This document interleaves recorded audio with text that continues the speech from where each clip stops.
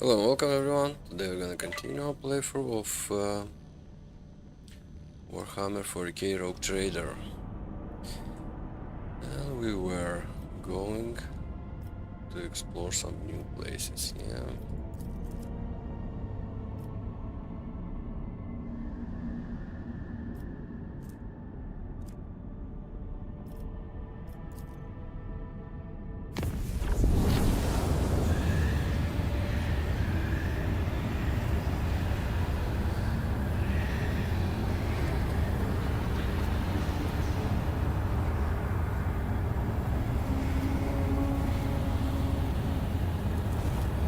Nice.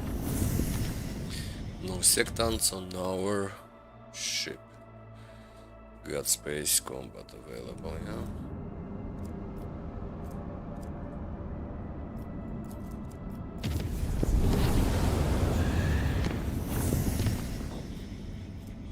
Okay.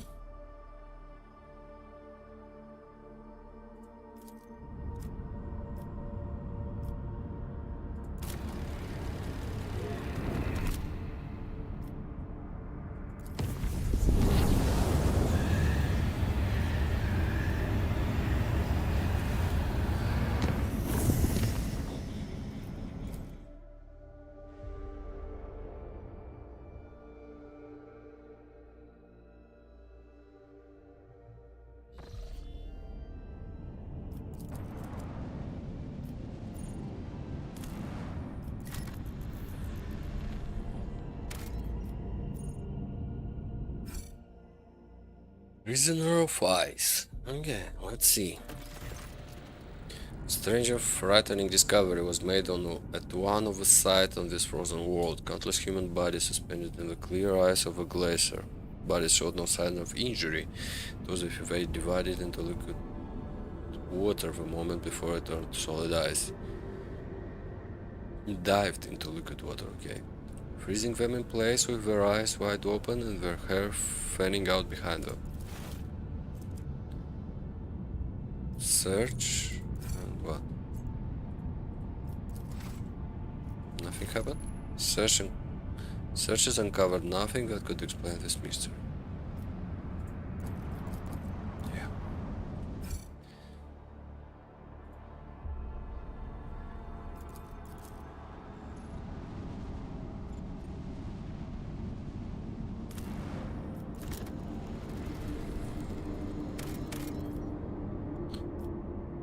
Lost you. Okay, we're gonna have an event here. Explorator Void Station. Oh, we're gonna scan it. When you approach the Adeptus Mechanicus Void Station, you are met with a hostile scrutiny of its defenses lasers. Cannot plunder? Quiet cargo torpedoes?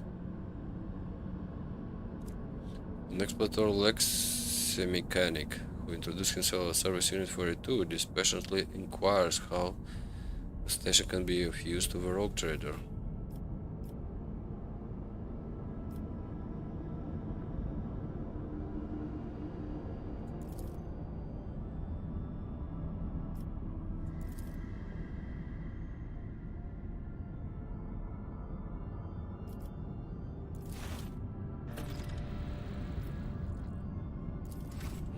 Okay.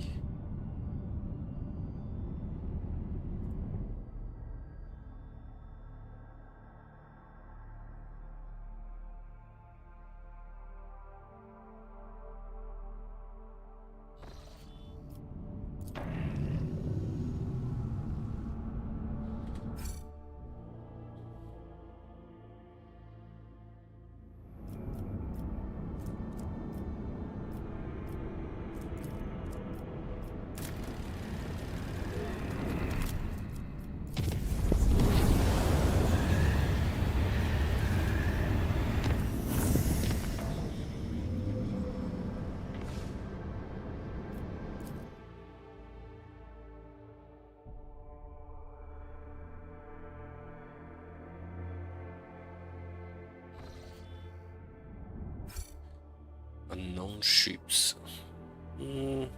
Should we try and do a battle? Get new torpedoes, we can try it. Oh, okay.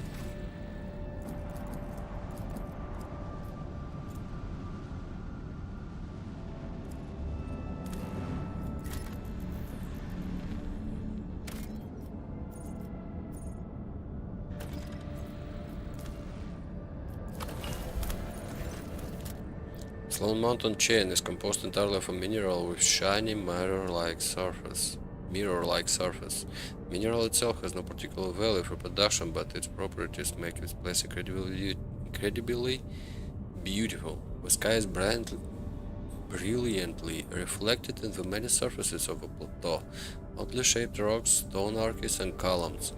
The view is especially stunning on clear starry nights, or when aurora trails dance in the sky.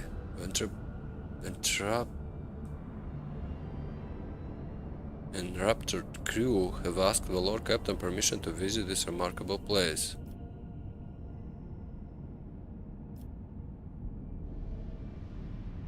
Okay, let's go. Shore leave passed without incident, and the ship's officer talked about it for weeks after. Even Xenos Irliet marveled at the rock columns sprinkled with reflected stars. She even deigned to speak to the other officers, telling them the place reminded her of Krudark, her homeworld. Okay, let's try for ship battle first when we're gonna visit the planet. Actually, I need to repair, yeah?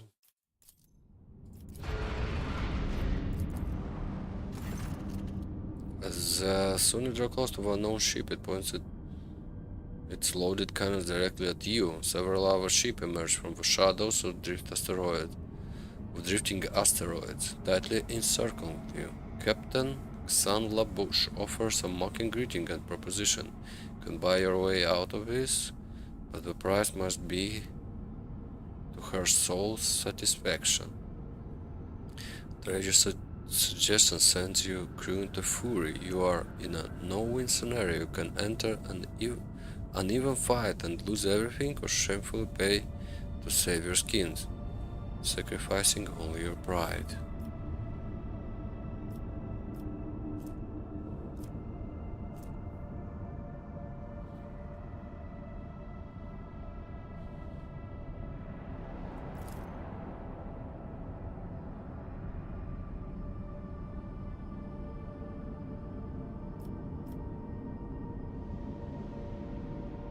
Так.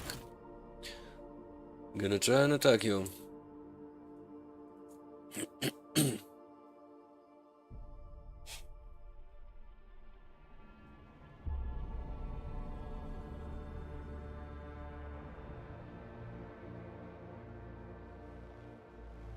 I lift up my voice in prayer for this vessel and its hallowed guns. 2 big ships, 120.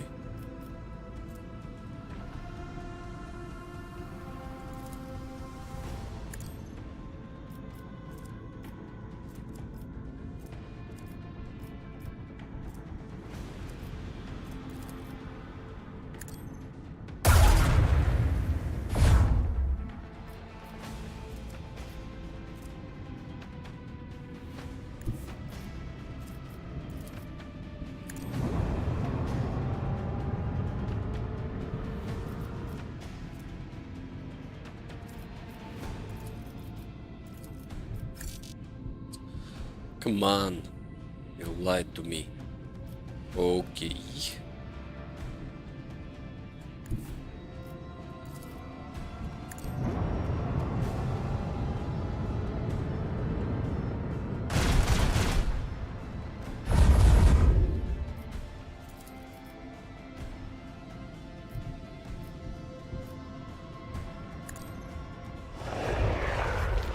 Now I can use only one ability.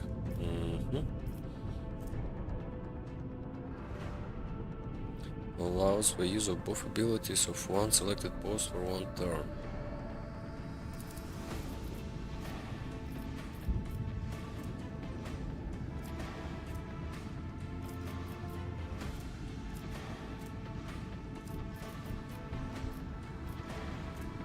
Master of Etherics. What the hell is that? Warp Channeler. Ah, okay. This one.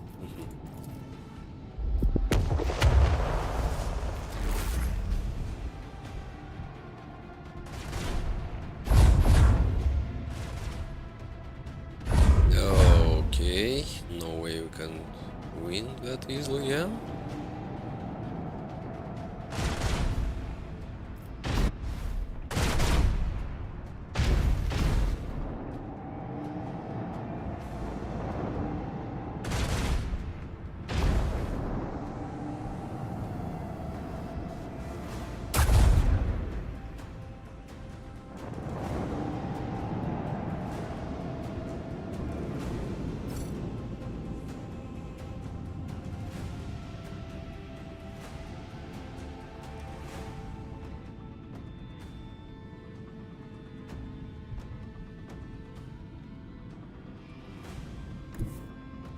Can explode this one, 50 HP. How much damage do we do? Does not say, yeah.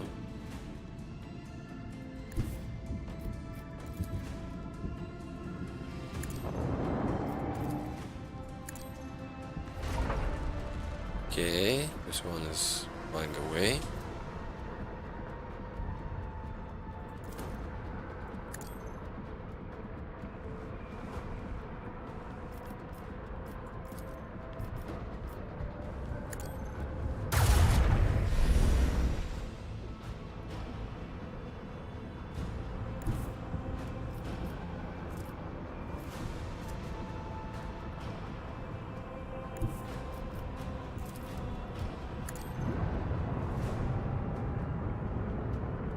Come on, this is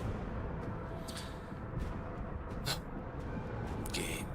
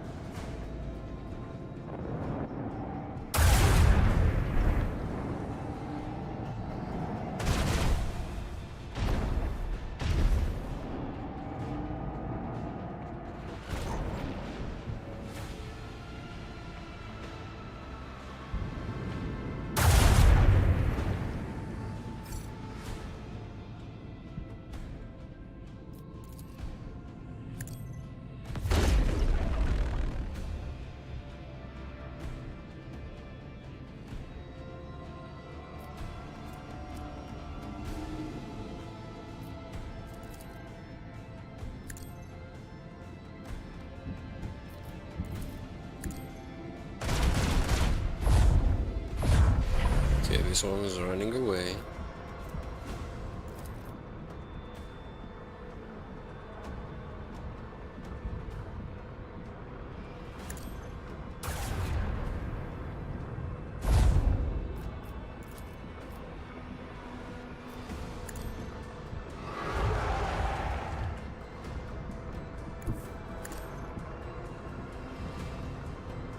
Hope it's not gonna go after me.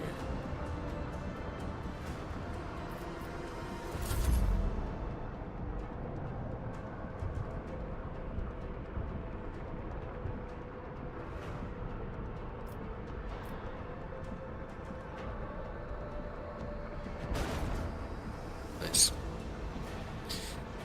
Okay, gonna get some damage. No, we're too far.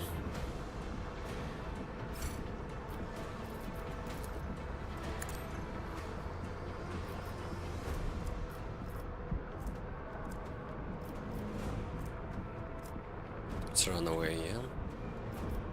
Actually, can I hit you?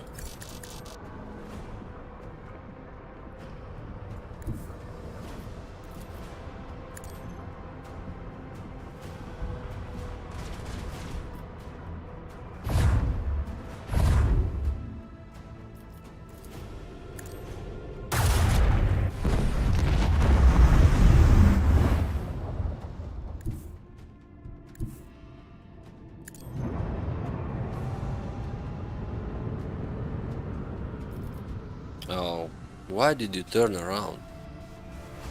This is so stupid.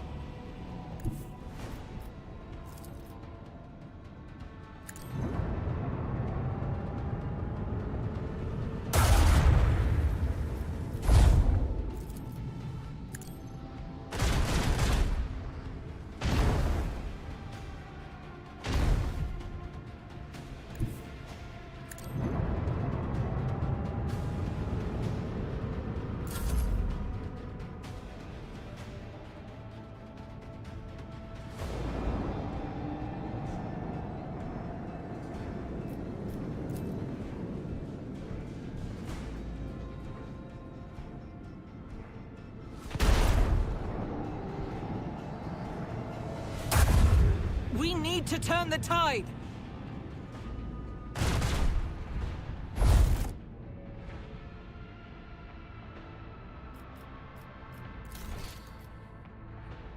Okay, we're gonna come back for this fight. Actually, we need to change to leave this torpedo and take the cannon. Yeah.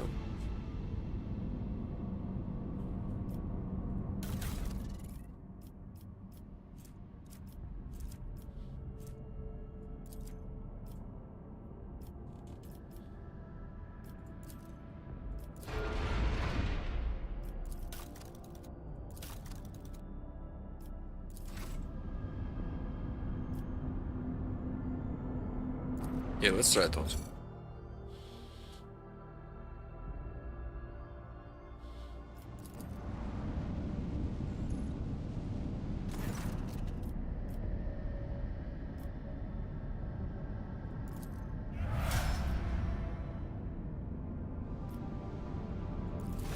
Okay, we left, we gain experience.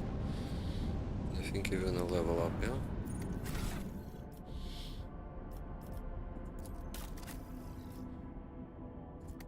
Actually, let's save.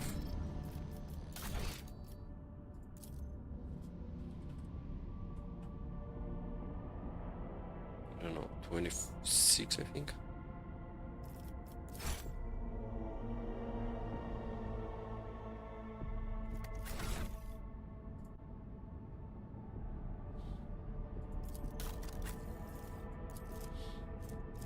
Okay, it's 27.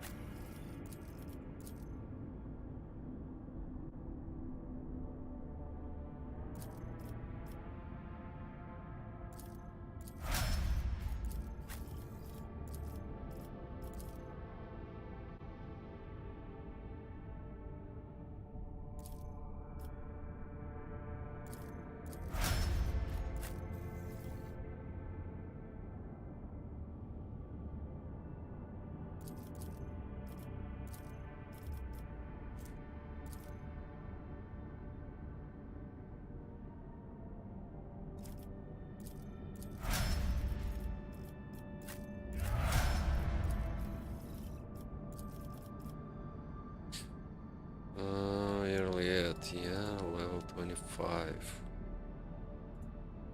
Gruesome kill.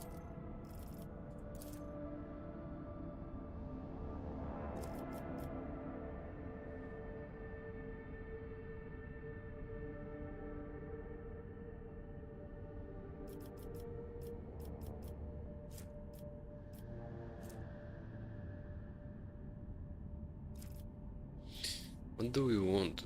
Awareness. Demolition. Let's go with awareness.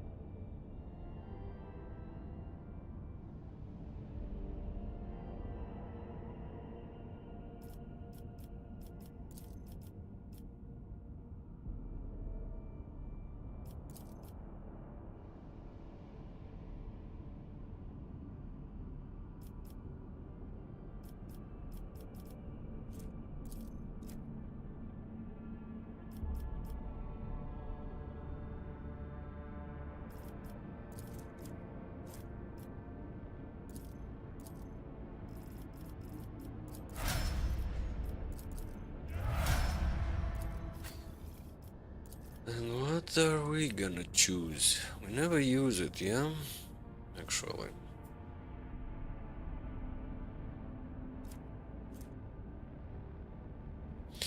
The first time every combat at Warhammer reaches 0 wounds while under the effect of steady spirit. Stores 20%, okay. Until the end of combat, every attack grants a stacking bonus to critical hit chance, not bad. Until the end of combat, don't spend all MP movement points. Additional each attack. Not bad, not good.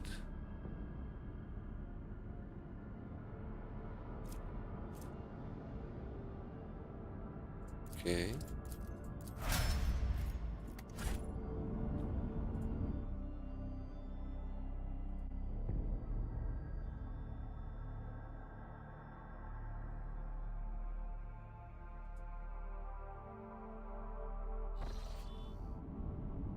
Save.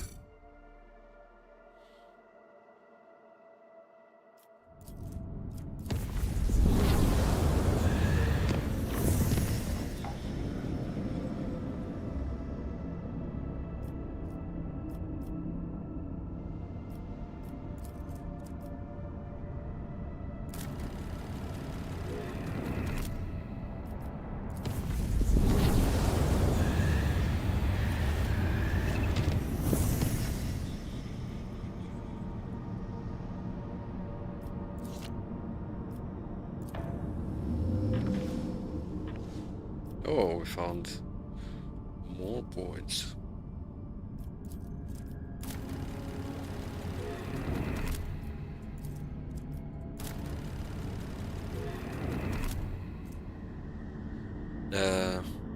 Actually, I was supposed to see what's up in there, yeah.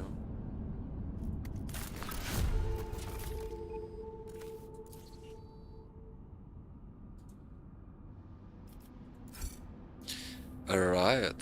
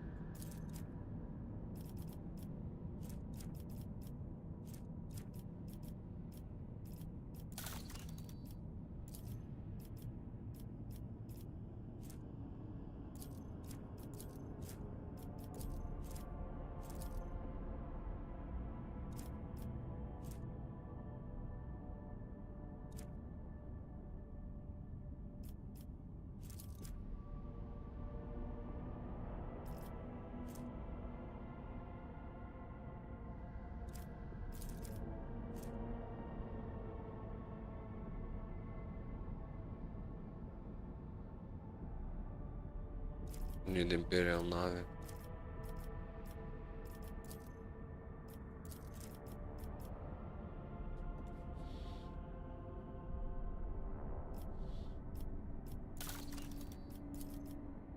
Can we do something here? Nope.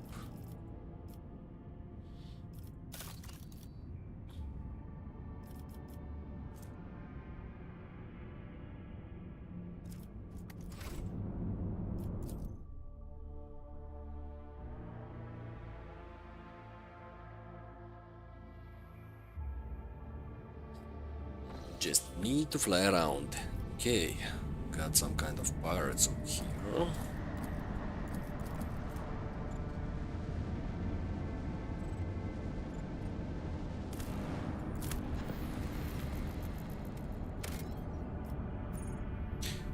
Whoa, Flintstone. Nice.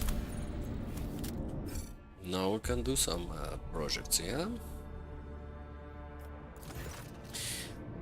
Ship's augurs have detected a non-native mineral cluster on the planet's surface, probably the remains of ancient asteroid shower.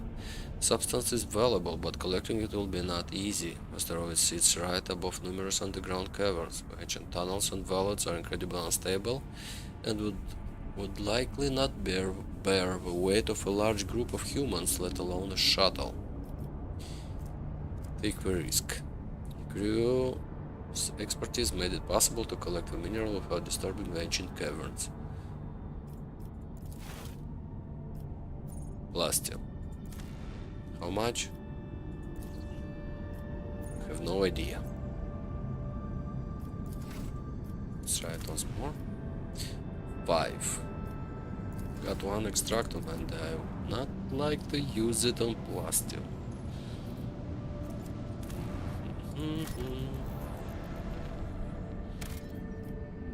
Got provision 1.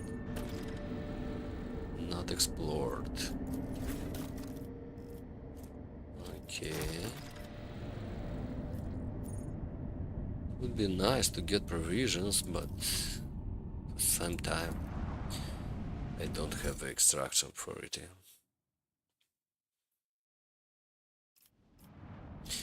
Let's see the pirates. Oh, so no avoiding this fight. Okay. Let's hope the Emperor's light will preserve us.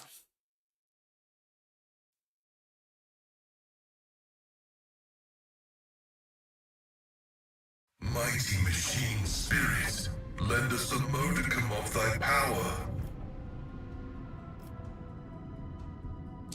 Okay, we got really dangerous actually destroyers here.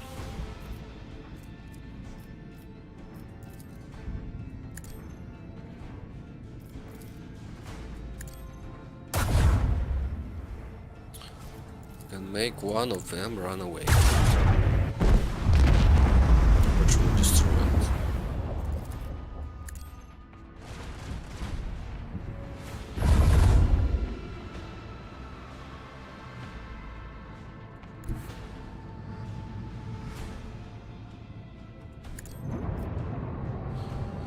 This one is the most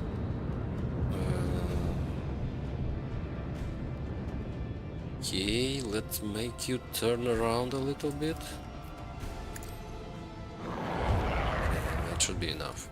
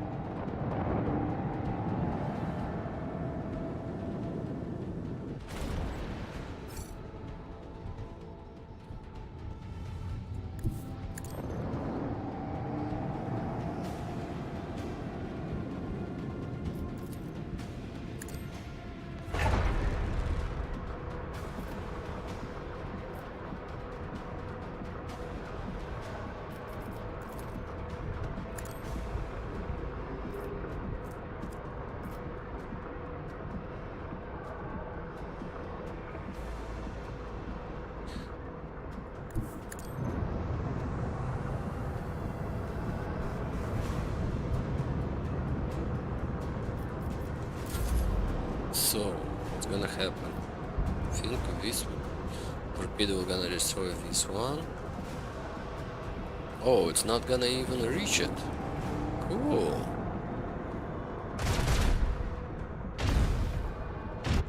So nice.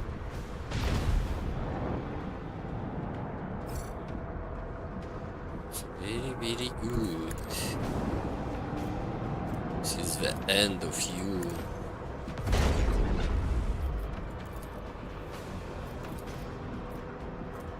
Okay.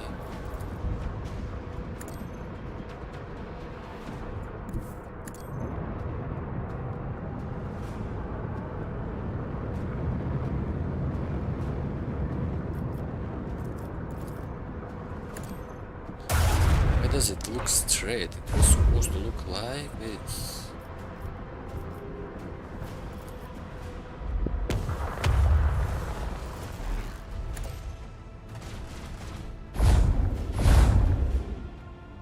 Almost got it.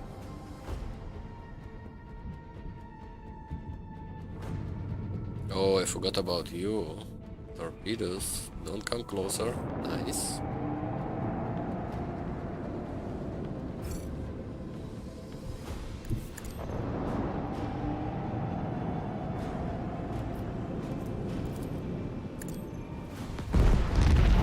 Okay.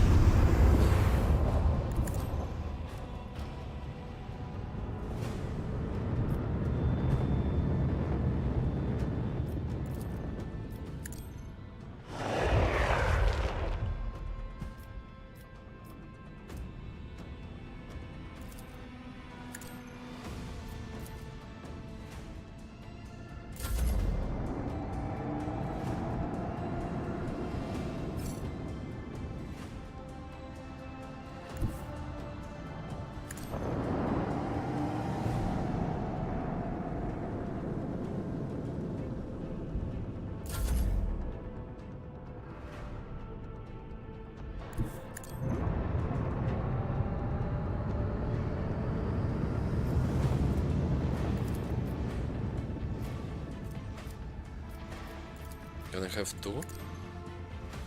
Whoa, that's so cool.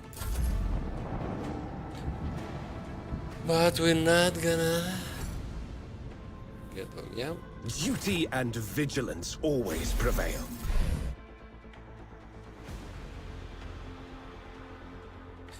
This is how you deal with pirates.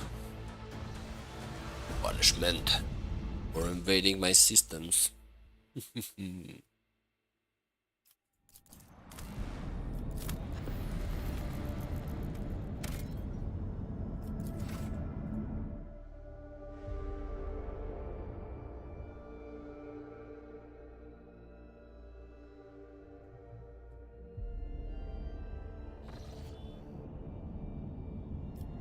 So I did not actually do stuff here. did the necessary stuff over there. Okay, save.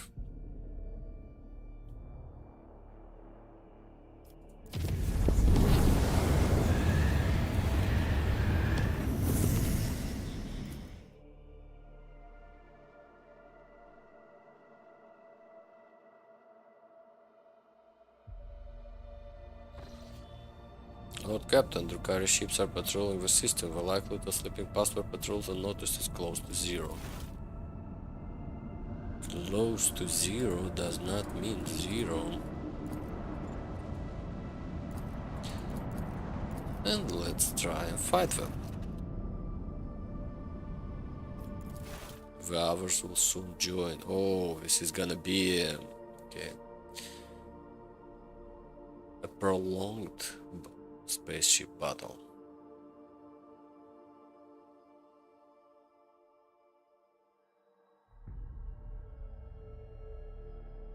This hallowed vessel's bulkheads will hold strong. How many we have? Two. See, oh, I don't like it.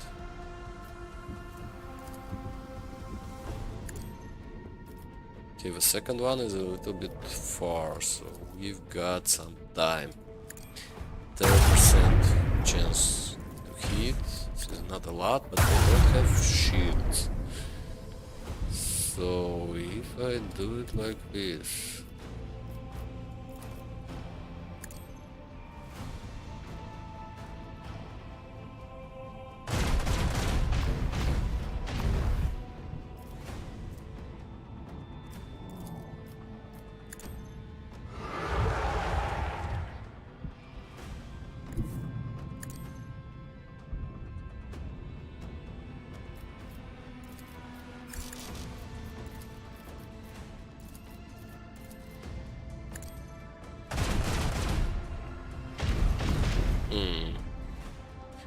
this one would have been destroyed, yeah? Number of remaining rounds 11. What does this mean? Got 11 rounds to fight these two ships? You are losing control. Understand your limits.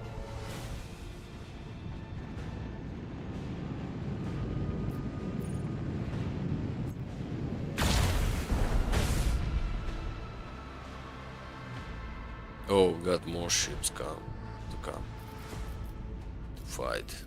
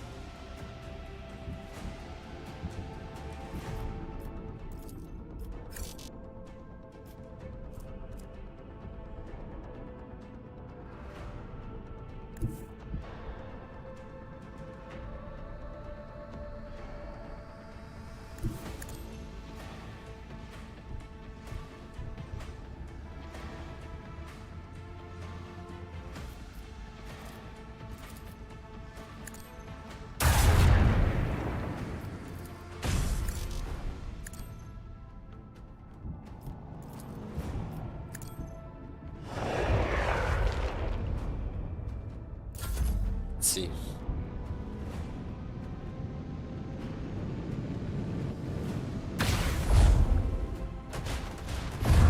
Timorous The blue voices, shrouds shields the decks, are Lord failing. Captain.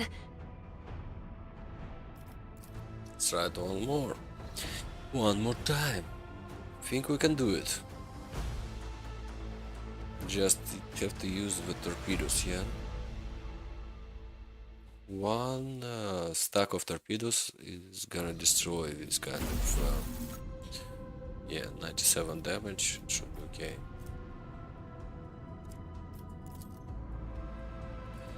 And I can actually come closer and use the torpedoes. This way they may be distracted on the torpedoes. Let's try it.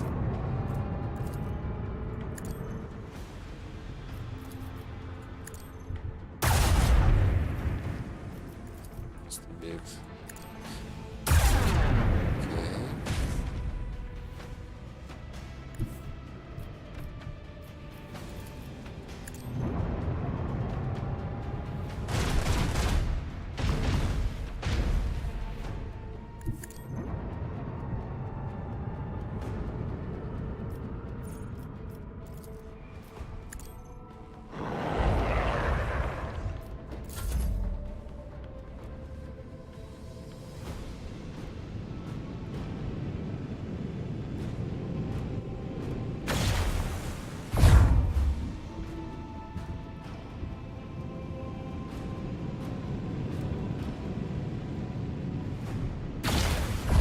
It's just unbelievable.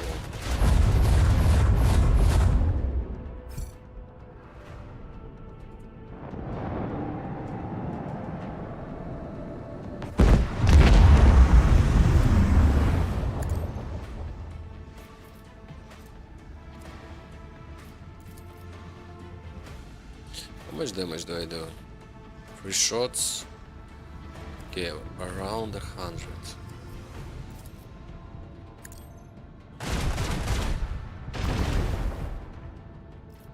Or not.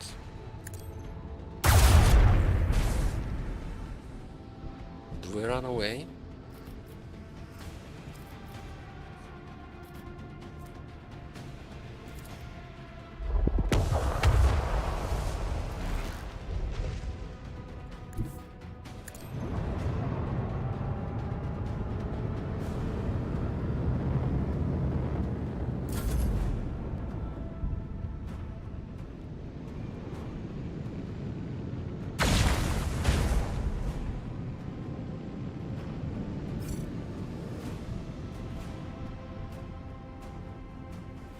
Don't tell me you're gonna start flying.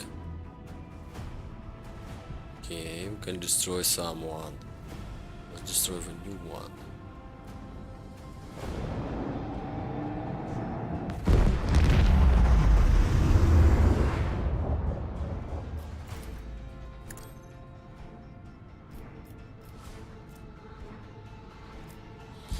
And keep running away.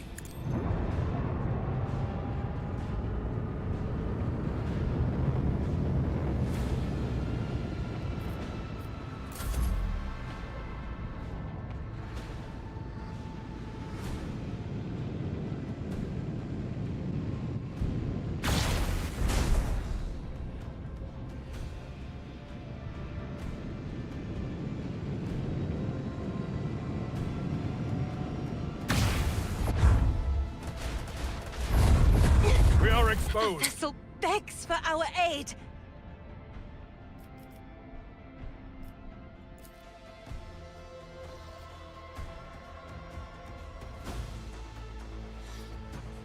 Okay, apparently these ships can fly a lot.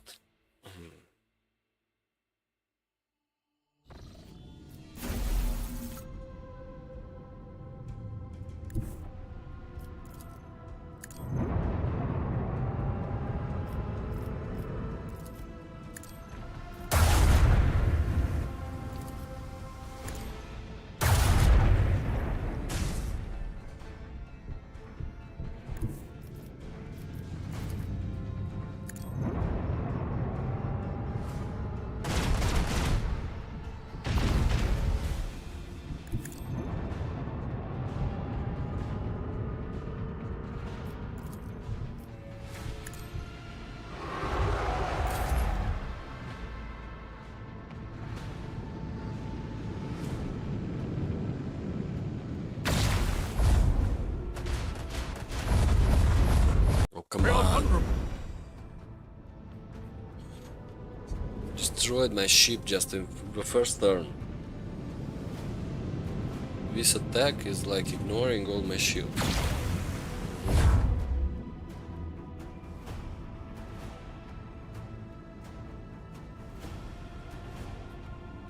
Destroy this one.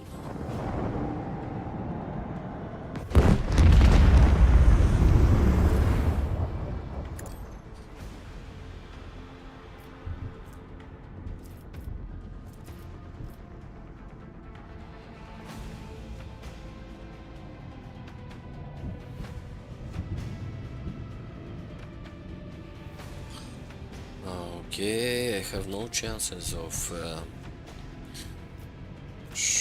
making any kind of significant damage to you, so let's try and just run away.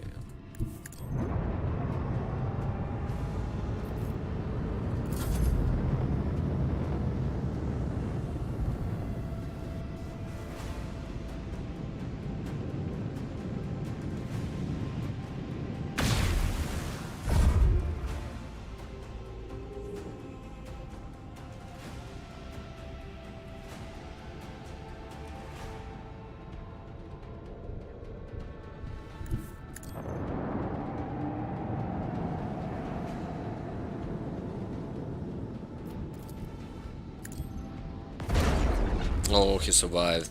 This is bad. It's bad. Oh, we're so screwed. We're not gonna make it. These ships come after me, but not after the torpedo. It's goodbye.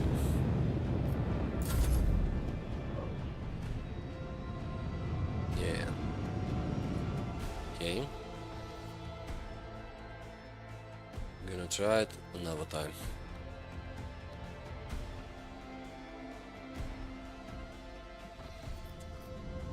Too much revolves around luck.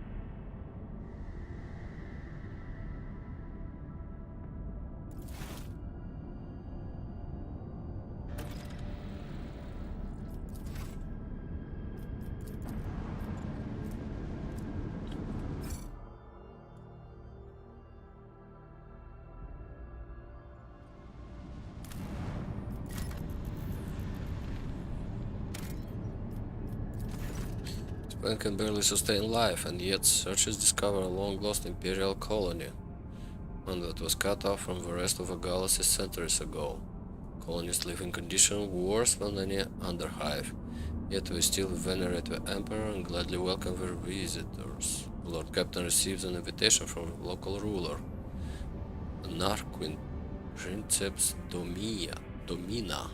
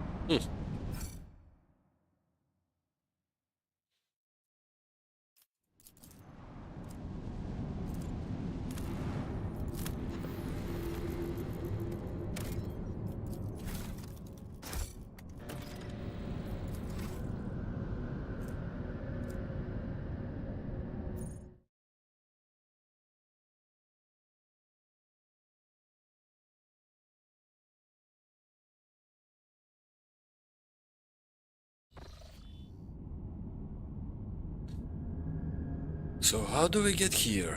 We're here. It will cost me 3 to make a course, but we need another point to make it safe, so it's not reasonable to do it now.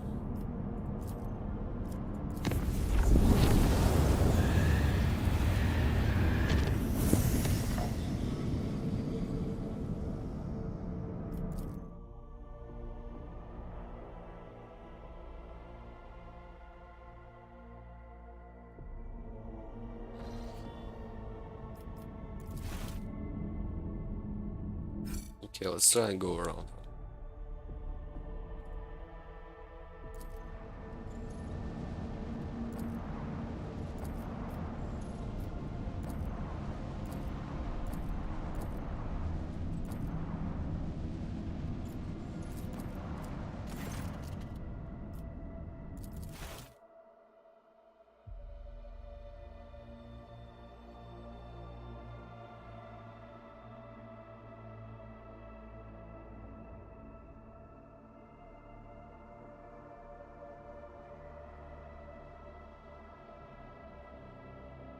The litany of ordnance rings out across our decks.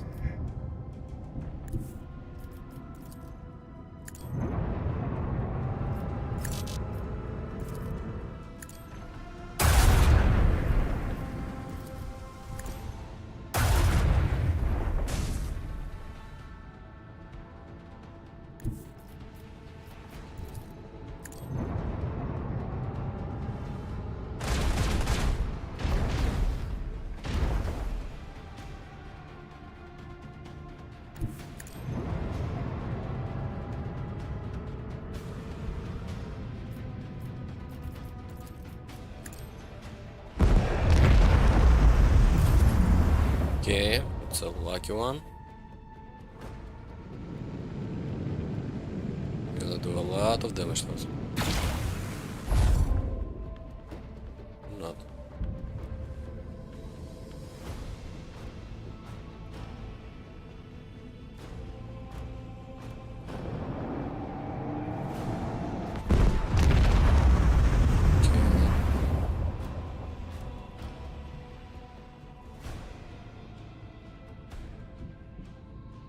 What options do we have?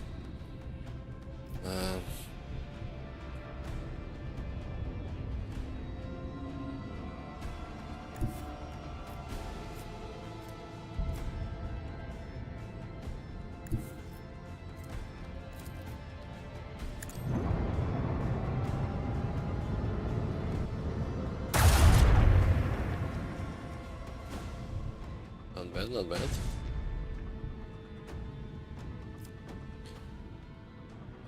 I go straight. Okay. Before we go straight, we're gonna use torpedoes. We're gonna come closer, increase our range, and give it a shot.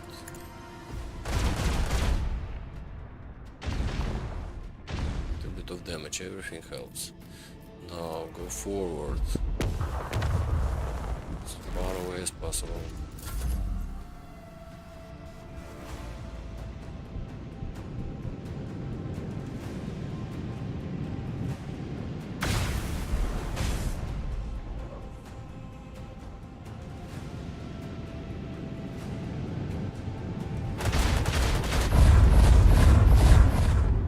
I hate this attack. It ignores our shields.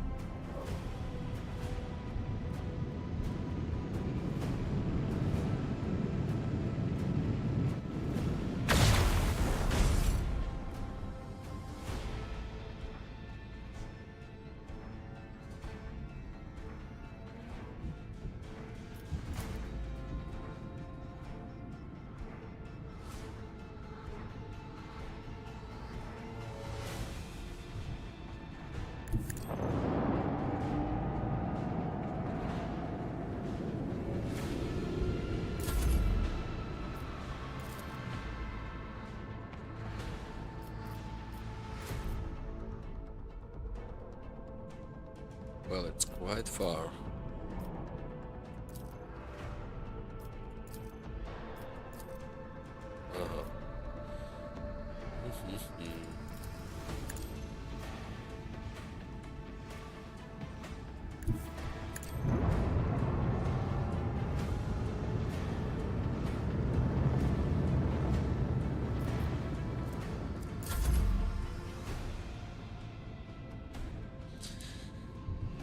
So, I'm gonna get 2 more, or that's the last of them.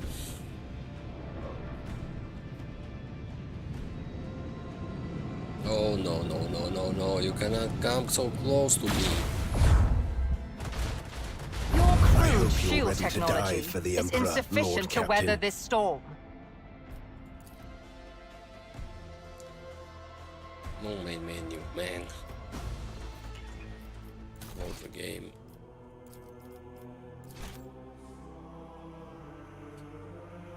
Okay, we need some kind of trick to pass this fight.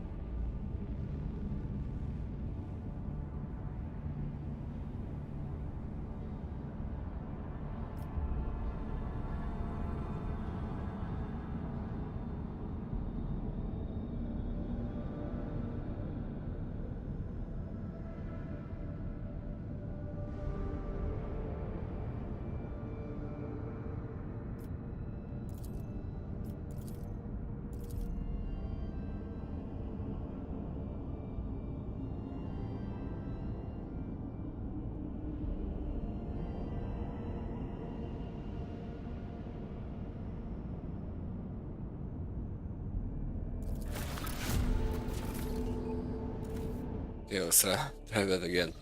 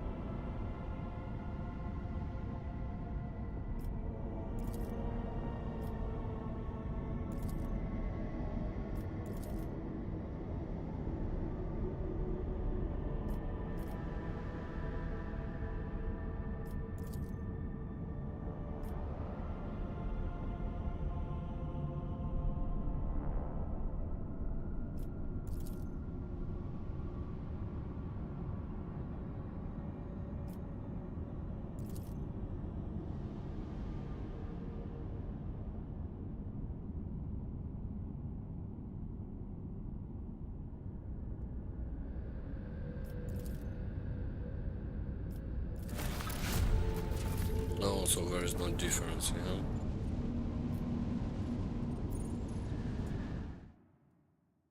Well, we tried our best to save them.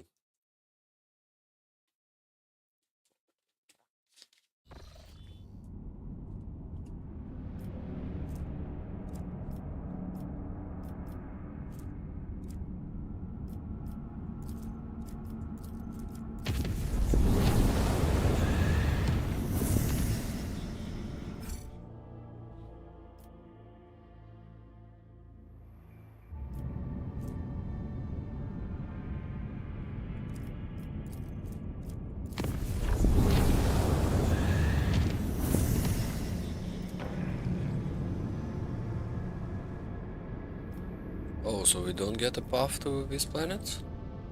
Systems? Interesting.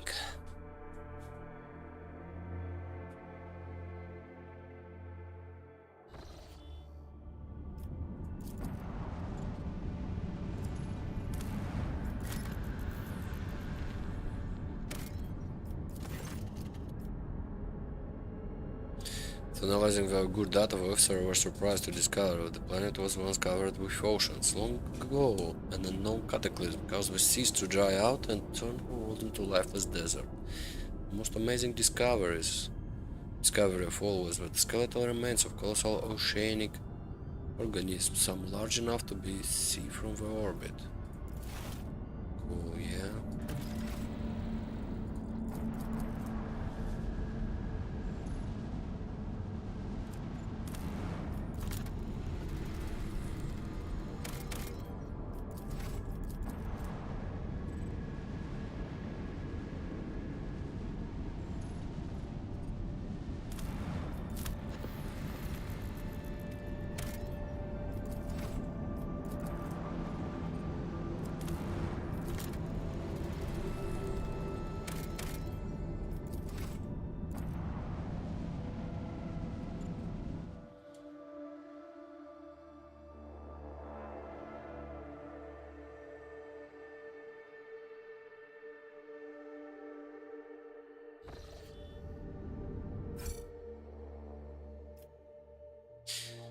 So,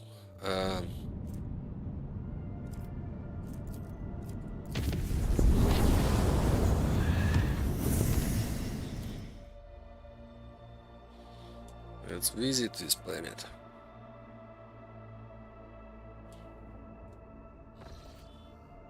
With Captain Master Husman on the line, I can report that the quest for the capital world of the Von Valashus dynasty is finally at end.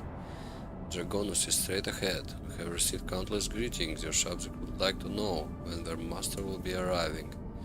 Merchant captains taking refuge in the orbital docks of Dragonus race to send you a priceless welcoming gift, hoping to buy your favor and to make an impression on the rogue trader.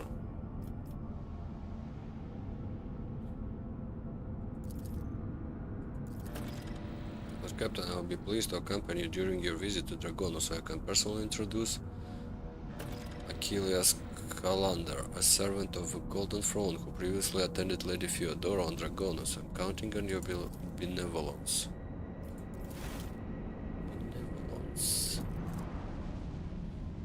Okay, first thing first. Let's see what good is around with Dragonus. Oh, Linkstone 4. Nice.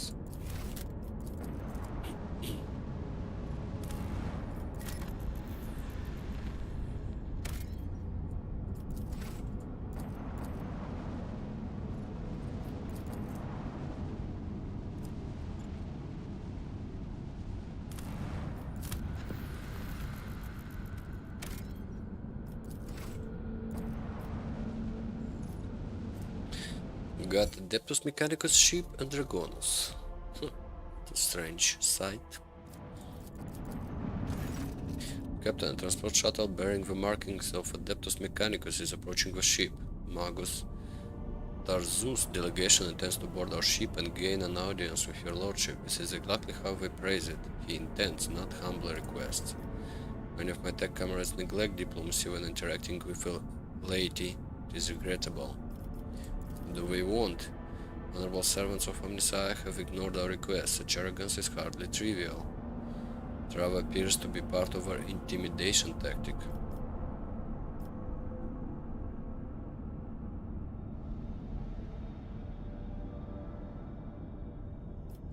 Receive a delegation. Requesting permission to be present at the audience granted to my tech comrades. Oh, so we're gonna fight?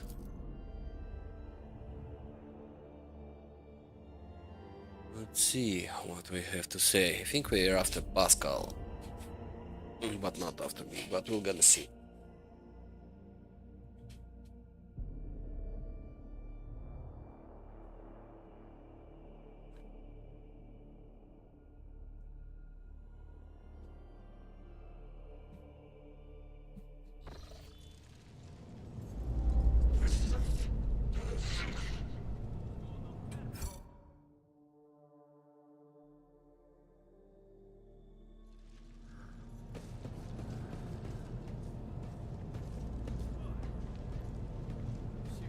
Pascal, look at them, they have more arms than you.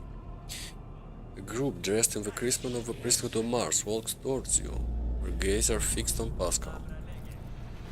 You note that the group is not monolithic. Some of its members are more heavily armed and follow large tech priests clad in battle armor. Others keep a respectable distance and cast inquiring looks at their own leader, whose hunched posture belies his tall frame.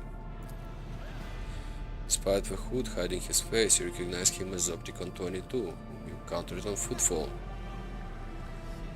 The enormous tech priest points his hand at Pascal and lets out a booming roar. Not unlike a factory alarm, it makes your very bones vibrate. Herald Servoscal marked with the emblem of a cog follows in his wake. They blare cheerfully. Thou shalt not suffer. A heretic in thy forge, where rust bejests rust. Pascal Hahnemann, in the name of Adeptus Mechanicus, you are under arrest. A hunched servant of Omnissiah turns to you, diplomacy mode engaged. Announcement: the Adeptus Mechanicus offer their apologies. Would like to inform you of a necessity of conducting an operation to detain, arrest, terminate a faulty unit on the Rock Trader territory. You identify the rare armor that enormous tech priest is wearing, a Secutorus-plated mechanist suit. It carries the imprints of many battles and has markings that announce its status as a relic. Some of the armor damage looks fairly severe, to the point of endangering its operation. Silvery flesh revealed under the steel are marked with terrible chemical burns. Every now and then, convulsions shake the tech priest's body, and the painful sound comes from his vox. The tall tech priest who spoke to you looks more peaceful and makes a point of not drawing his weapon. There is an air of concern about the way he frequently glances over his fellow, scrutinizing his condition. Who are you? The booster charging, the server skull has to translate their master's mighty binary howl, an instrument of Omnisci authorized to punish and exact vengeance, known by the designation Tazur. Hanuman. Identification code recognized and confirmed. These units are who we declare them to be.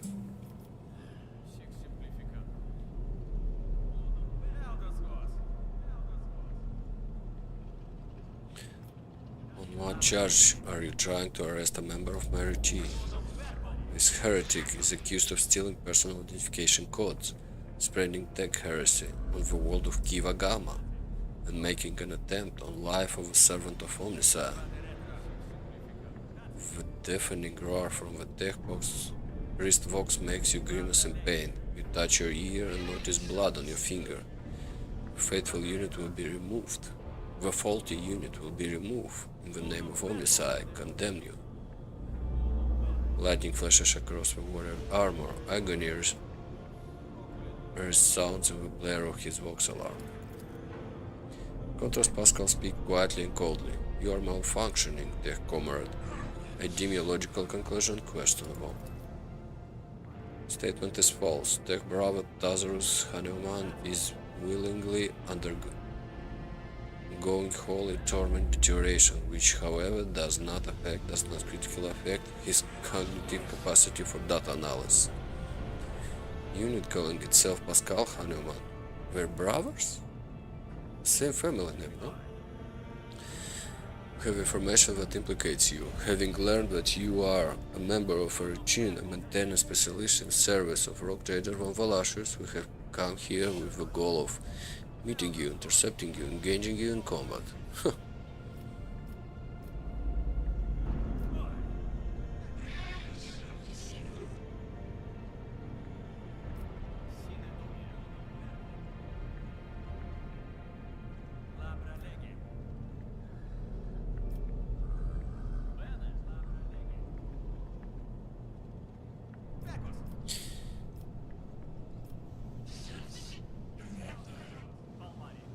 Does the big fellow have to roar? Negative. Upon completing his sanctification procedure, Tech Bravo Wolf modified his engrammatic arguments algorithm in order never desecrate silver tarnish his mouth Vox cognitive process with flesh speak. Oh yeah. The server skull screech mine is a pure and binary tongue that preserves only what is true and shuns scrap data. Are you saying this bloodthirsty Hulk is a saint? The statement is true, but Tazus has the honor of wearing the sacred battle harness that belonged to the Magos militant Auspector Gratius, one of the first champions of the Faith, Holy Scouts, to join the cause of conquering the Corona's expanse. To his death, determination of his vital function, to the hands of Xenos, his damaged Goliath-class armor was preserved and given the status of a relic. Adeptus Mechanicus regard this act as voluntary martyrdom, self-destruction for the glory of Deus Machinus. Mechanicus. This battle harness is classified as Cockney armor. The machine spirit living in it is strong and wise, but it took major damage in the course of Magus Gratius' last battle. Besides sacred literalness and the imperative of service to the Omnisci, the armor broadcast a contagious signal of suffering and agony into Tech Bravo Tarsus' mind.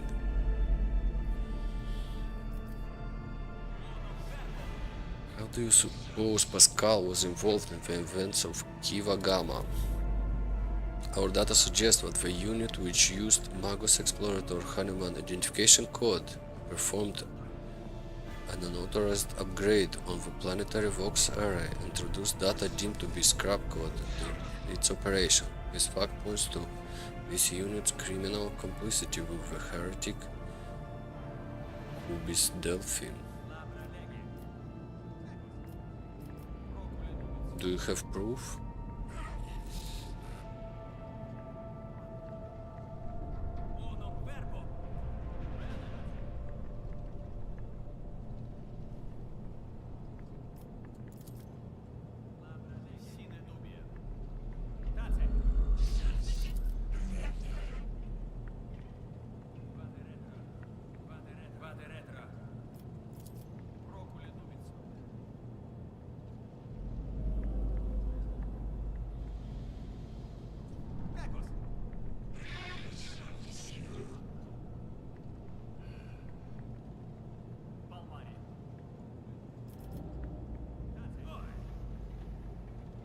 What do you have to say to this, Pascal? I deny these charges. I never plotted against my tech comrade. My cognitive purity vows were never distorted. My unique identification code was never stolen.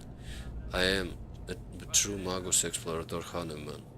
And I am not guilty. Tech priest's deep guttural roll blends with a circle skull high-pitched whine. False witness. Not handing Pascal over to you unless I see evidence. Request approved. Ready to work in cooperative mode. Kevin, Tech Bravo Tower opposes lay participation in the investigation search for the truth. The unit Opticon 22 advises in favor of the House of Valasha representative participation. Okay.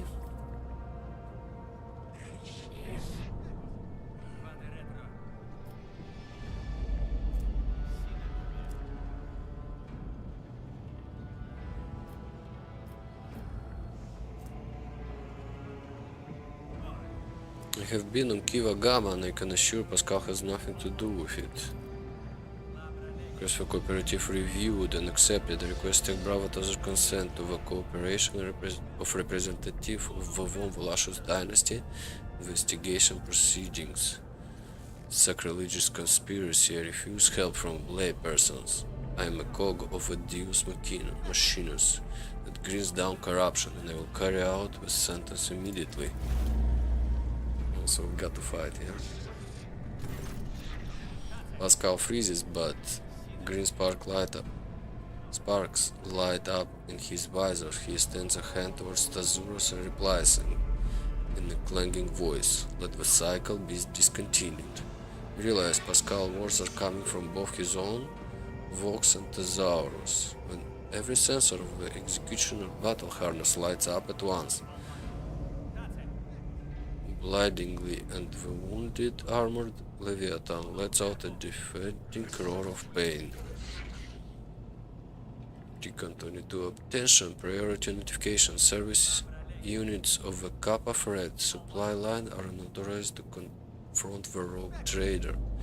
Retreat and reinitiate negotiation.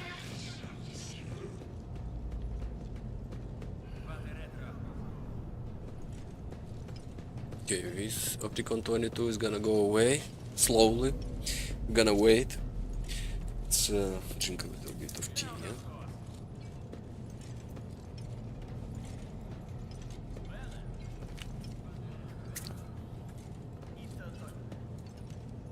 Your existence is naught but ashes. You'll make a suitable sacrifice.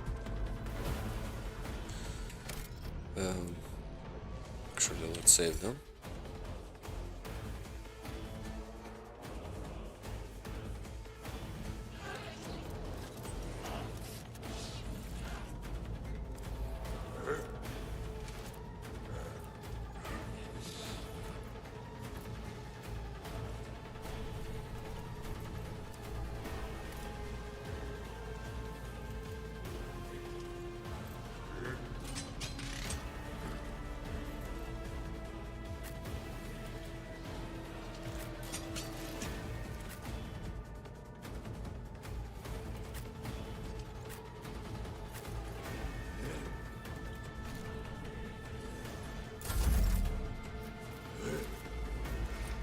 I'm not accustomed to being ordered around. I won't object to it.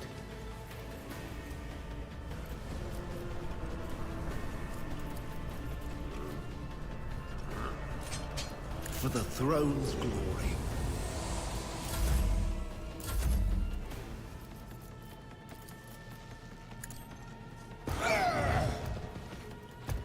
Oh, that's a bad one.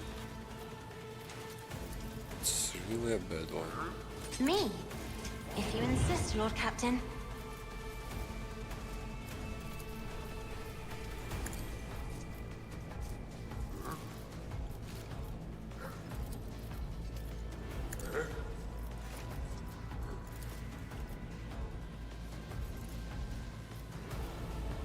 Isn't this a job for the serfs? I am a navigator, not a servitor. This is unacceptable. That is not the Emperor's will.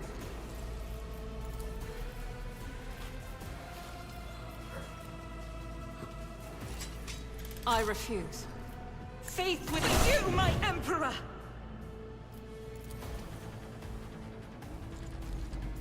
I'll do it. That is why I was chosen. As the Emperor commands, I act.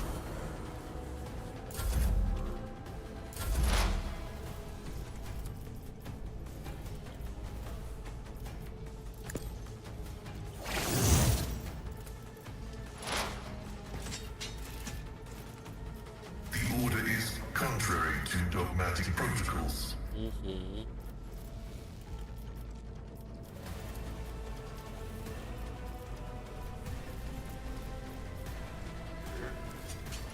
Request approved.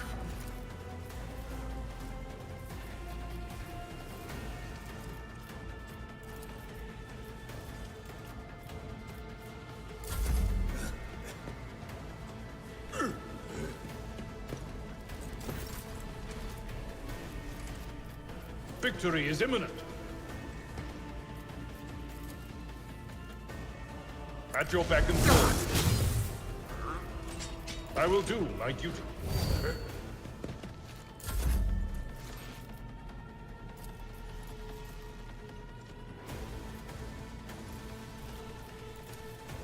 Doubt is for the wicked. Stroke is a prayer.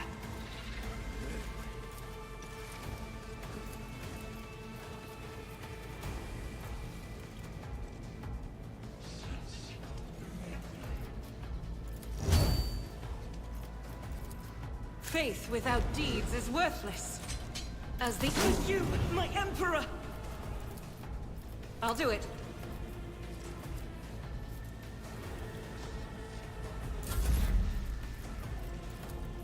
I won't object to it.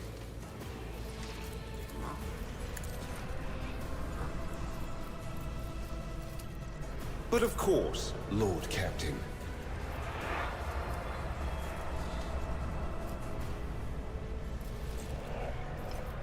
Naturally. For momentum.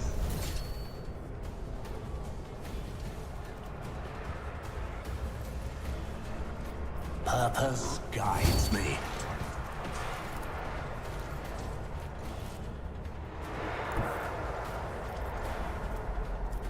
Ruin beckons.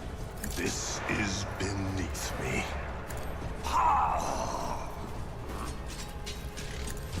Rend the flesh, shatter the spirit.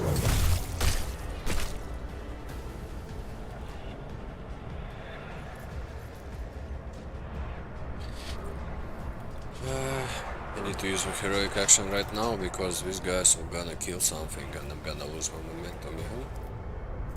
Whispers, guide my hand. I will triumph. Okay, try and survive before I triumph.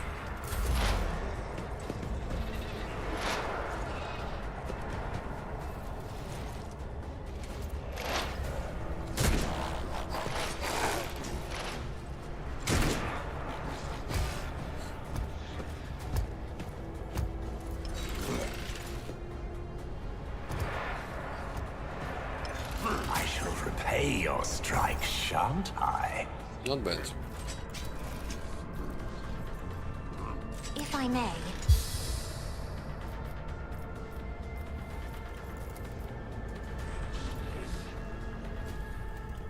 Isn't this a job?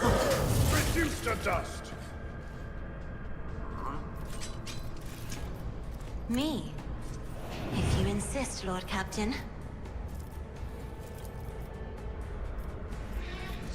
I am a navigator, not a servitor.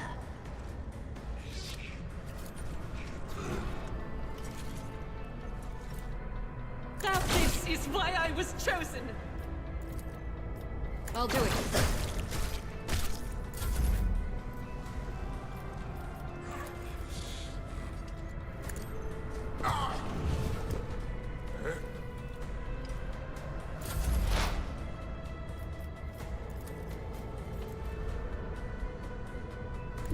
Heavy is the tread of his faithful.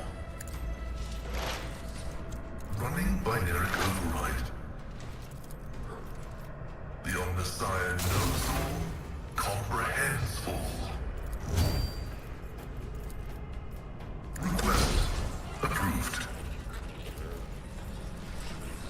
My vow is to serve. Request approved.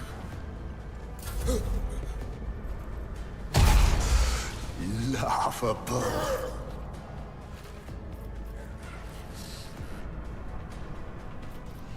It will be done.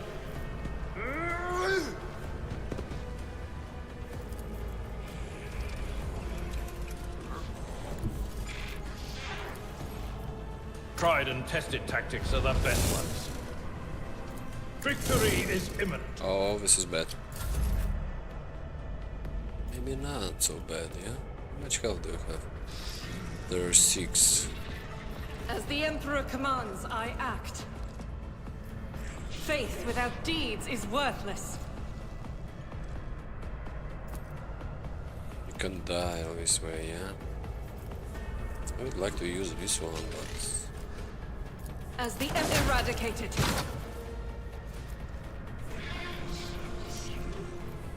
I'll do it.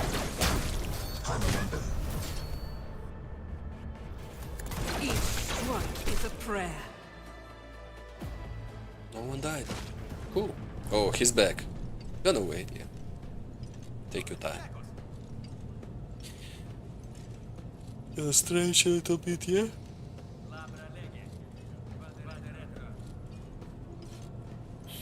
He's like a spider, this guy. We're lucky he did not fight, yeah? Requesting cessation of hostilities.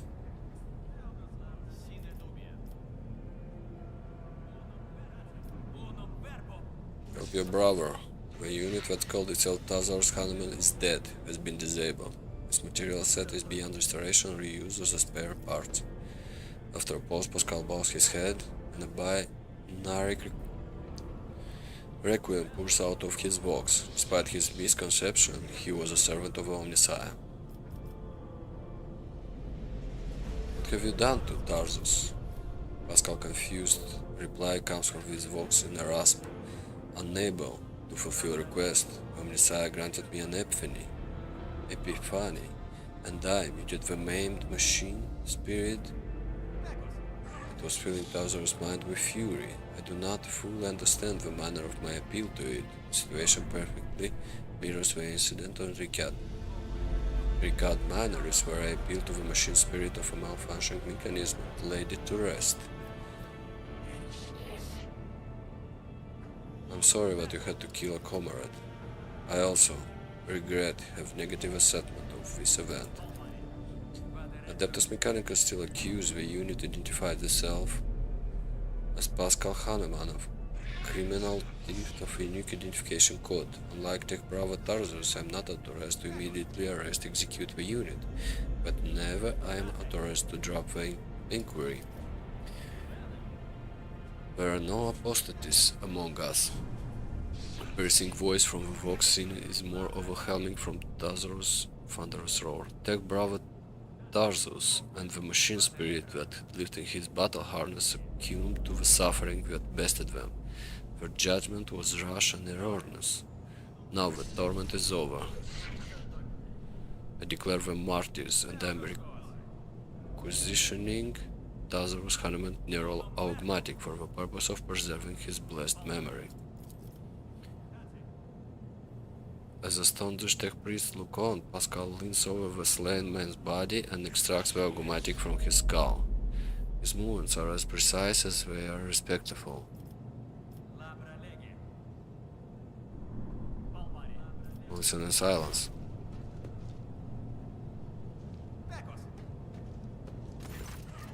Each word Pascal's voice grows more powerful and majestic. You saw the agony your tech brother Tauser was in. His unbridled, pain-spurred fate intimidated you, yet you were silent. Reverence stopped you from raising your voices to proclaim that the machine spirit with which his mind has merged was morbidly afflicted. The imperative of reverence had paralyzed your will, and you watched a tragedy unfold in silence. Strict universal law states that the comprehension is the true path to knowledge, yet the procedural cycle has robbed you of your comprehension. Therefore, let the cycle be discontinued. There is a clang as Opticon knee pressures into the floor. Christmas hooded heads are bowed. Let the cycle be discontinued. Radiant light pouring out of Pascal's visor grows dimmer. Static creeps back into his voice. Let the cycle be discontinued, dear comrades.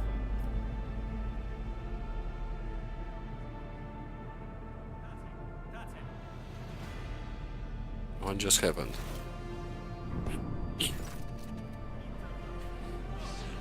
I decided to sustain my words with an excerpt from one of the Blessed Armand ceremonies on loss of internal and external function, verse 4. My analysis deemed it appropriate.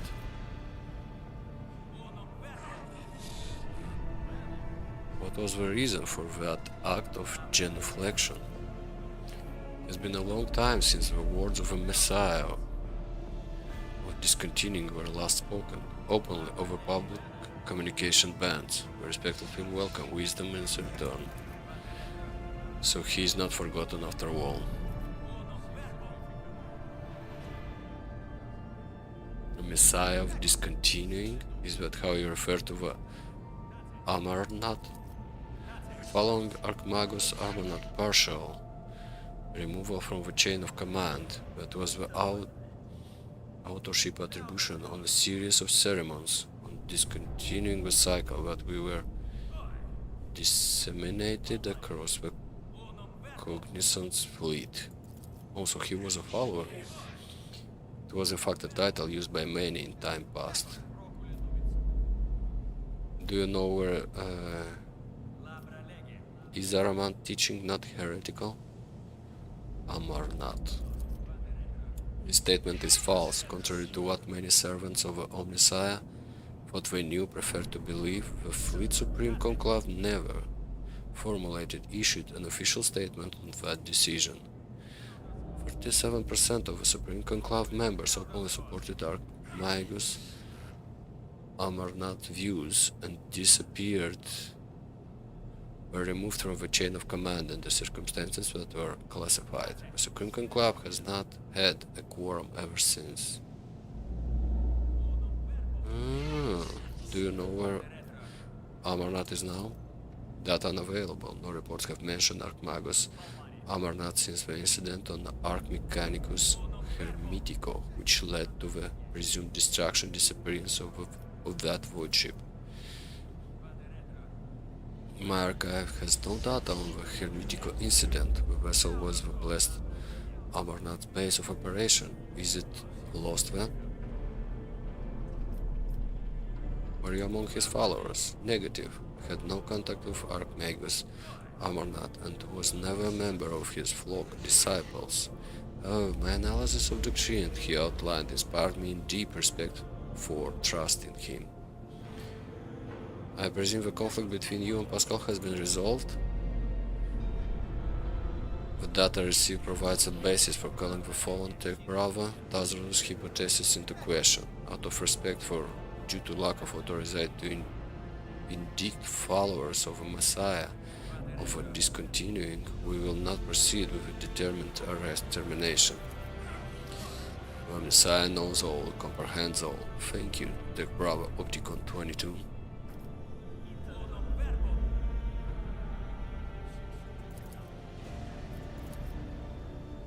Kappa Freight Supply Line delegation is leaving Dragonos, expresses gratitude for hospitality, ceasefire, and proclaims its intent to return to footfall to resume performing its regular function. Pascal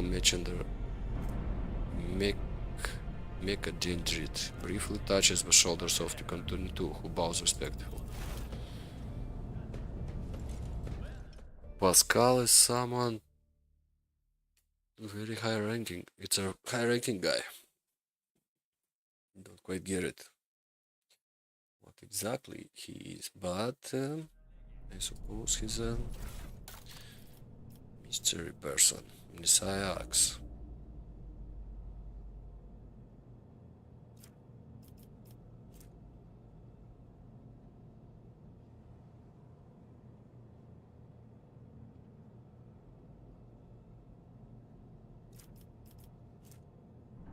And the Power Sword.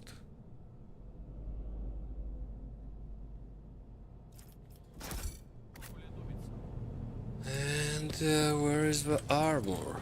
Powers unseen, get to see it. uncover my path. Okay, where is the exit? Can't see.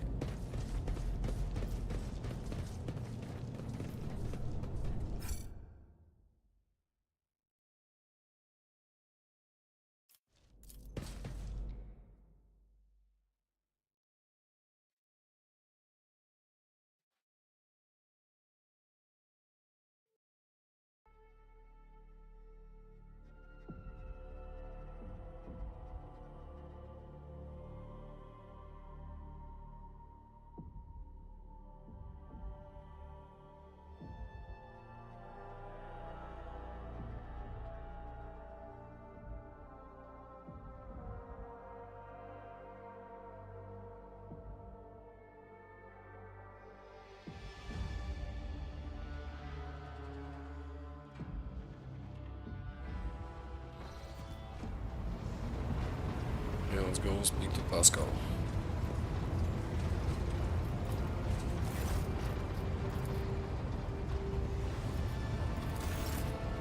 Okay, got some stuff here to explore.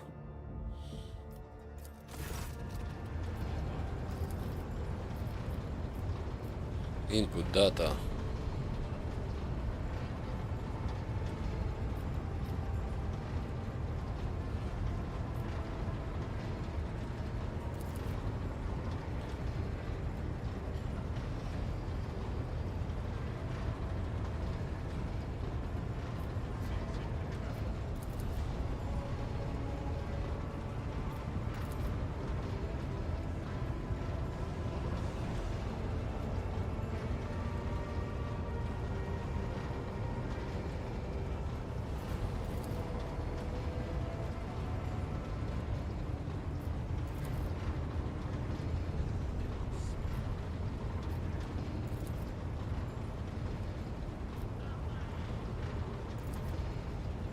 Okay, let's see what's on the disk from the cover of the planet of Gavagama, yeah?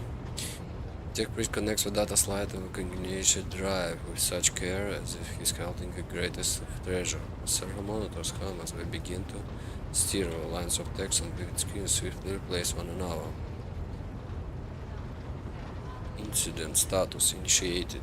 Data registry number, blah blah blah. Great Mechanism has transformed the secret data into a format that you can comprehend without the assistance of a servant of Omnissiah. Tech Priest retrieves the data slate from the heart of the cognator, holding it with both hands and passes it to you. Okay, let's read it.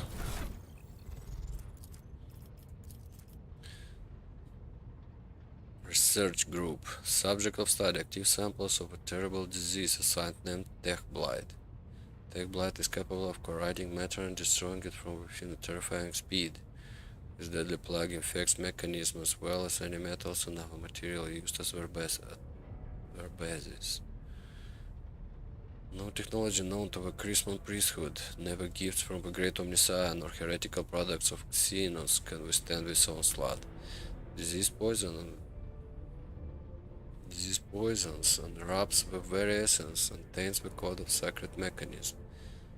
Observation. The tech blight triggers an effect that is repulsive at its core. It transforms metals into horrific forms of an unpredictable nature.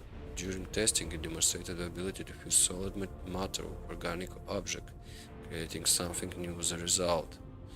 The phenomenon was assigned the name tech splicing. The method of transporting ceramic capsules. Burnt clay is the only thing that can contain the pestilence. Extra caution must be taken given the container's fragility. Any damage may result in an uncontrolled outbreak. Damaging the containers is unacceptable. Current stage. Test to subjugate the tech blight to his will and turn it into a weapon subject to the omniscience wisdom. Test result assessment success. Test triggers an event. Recorded under the name incident. A quest for knowledge in his name will continue. Tech Blight was created in the darkness of unknown worlds, away from the eye of a great creator. Any taint that exists to harm the machine god's creation can and will be bent to his will. Okay, that's not what I was expecting to see. Some kind of blight. Okay, nothing else from here. Let's see what about them. Pascal. My apologies. 19% of my processing power is engaged in the analysis of my tech comrade's memory. My response time may be longer than usual. Have you found anything out? The data is scarce.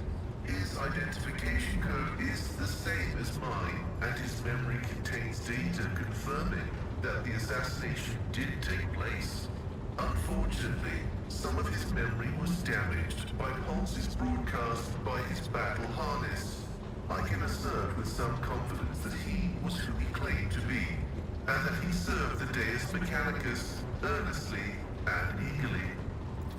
My study of the minds of the tech comrades, Abel, Tarsus, and Demence, has revealed an anomalous similarity between the patterns of damage their memories sustained.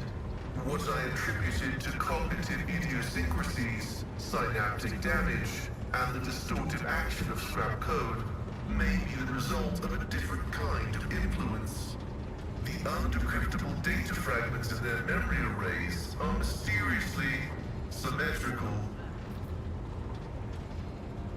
He gave an impression of paranoid madman. Notwithstanding his permanent state of agony, he was not cognitively dysfunctional. His desire to immediately destroy the object he had deemed profane was partly dictated by his engrammatic augmentics, which were receiving imperatives from his battle harness.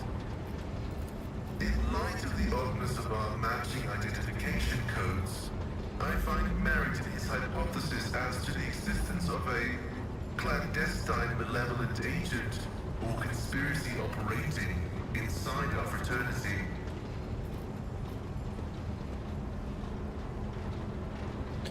Do you think was behind the assassination?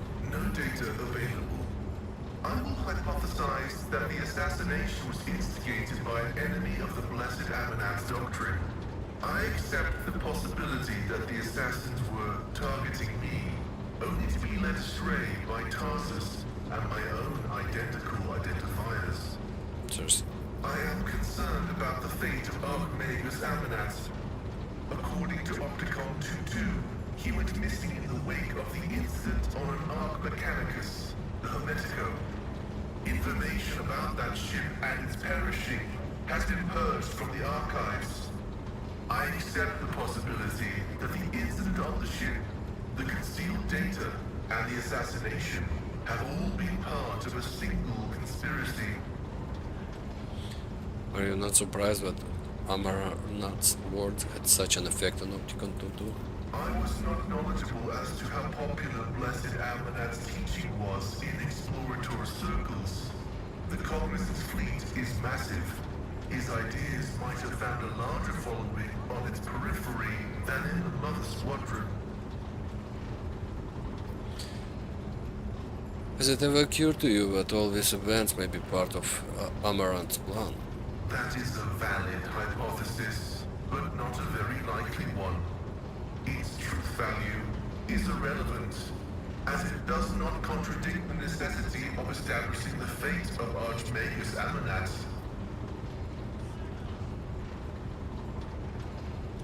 Murat was a believer and he caused a schism. Tarsus was a believer and he turned into a zealot. Fate can be dangerous. Perhaps you will be able to find out more. Of course, faith is dangerous. Faith is the prerogative of the spirit, and a spiritless mind is an enemy of all existence. Without faith, there is no meaning in anything, no point to any aspirations or limitations. But faith can take different forms. The form of prohibitions established by unknown elders. The form of an audacious violation of those prohibitions. The form of following dogma or of schism. The form of following the cycle or of discontinuing the cycle. In a system with two courses of action, schism is inevitable. And only one of these paths will be true, as truth is discreetly separate from untruth.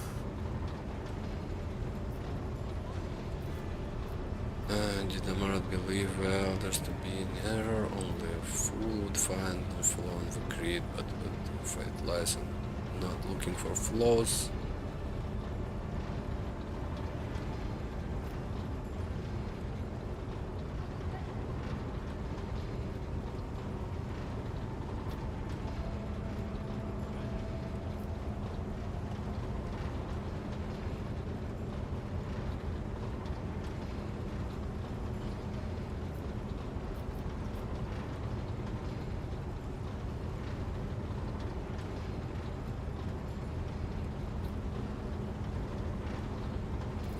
It is a stable path for growth. The minds of different individuals are not equal. The revelations bestowed upon them are not equal. Some must guide, and others must trust those who guide them. We are all guided by the Omnissiah, and perhaps it is only thanks to his first prophets and the prohibitions they gifted us that we still exist.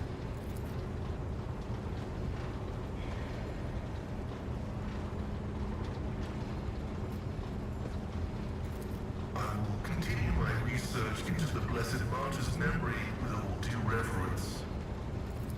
May your labors be... Okay. I think we did well.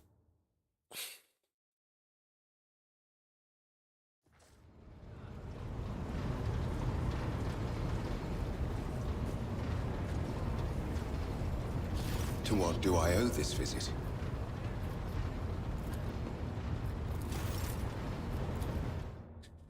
I think I need to give earlier to the Inquisition, yeah?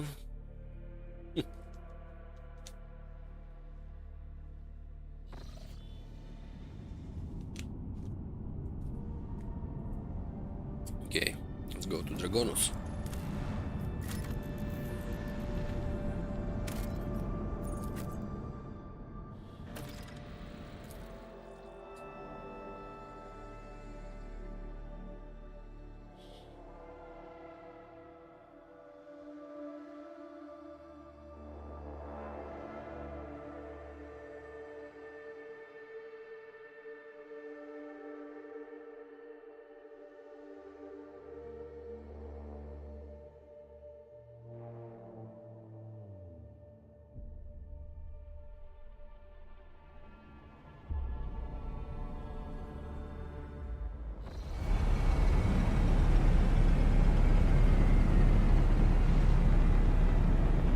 This is like our home planet, yeah?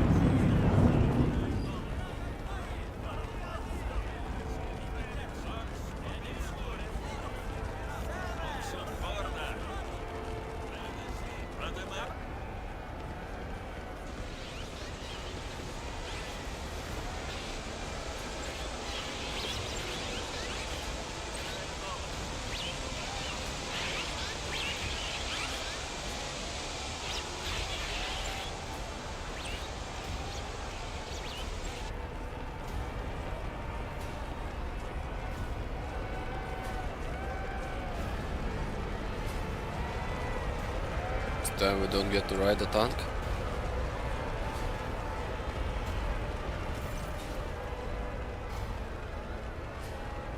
The Emperor protects. Welcome home, your lordship. The stately woman in a long full-dress uniform makes a graceful courtesy. Her short, graying hair does not obscure her stern features. Clementia Verserian, court counselor of the Von Valacius dynasty. On behalf of all Dragonus, please accept my deepest condolences on the untimely passing of Fyodora Von Valacius. Her departure is a terrible blow to us, but as one star expires, another always flares to life, and although still overcome with bitterness and grief, your subject hope that you will become a great dynasty guiding light in these trying times. Clementia, a Ballard offers a reserved nod. She nods in return, and the lines on his brows soften ever so slightly. The young man quickly brings the respirator to his burned face and bows his head courteously. His raven black hair veils his burns and skull implants, and his thin metal fingers creak quietly as he offers a welcoming gesture. Achilles Calander, secretary at the Administratum Department, I hope your journey to Dragonus was not darkened by unwanted troubles. The Emperor protected us. May he remain merciful to us till the end of time. Does your lordship wish to survey the grounds, or perhaps you could state your curiosity by answering any question you might have? Governor Arben Dravestem has been notified of your arrival on the Dragonus and will visit the palace shortly. Preparations for the official visit are well in hand, but your lordship still has plenty of time before the meeting.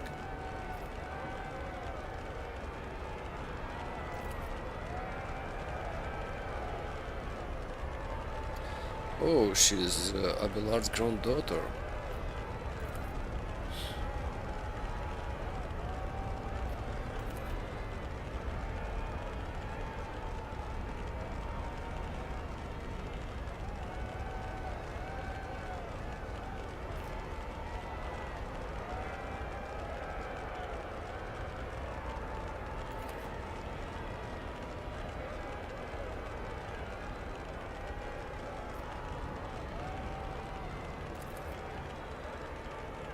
Governor Drivestem residences on the other side of the world.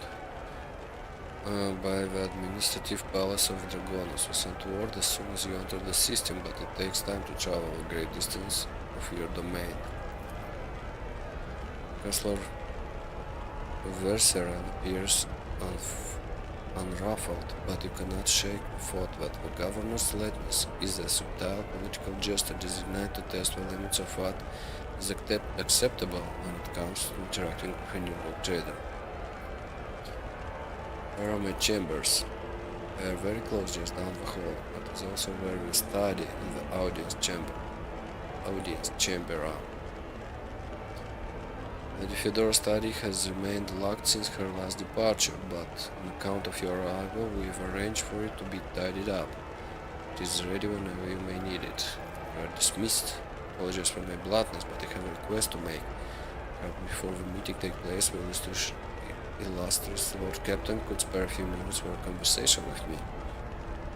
Certain that you will find my report on the state of affairs and the Von Valacius Protectorate most useful. Of course we're gonna talk. This is all we do lately.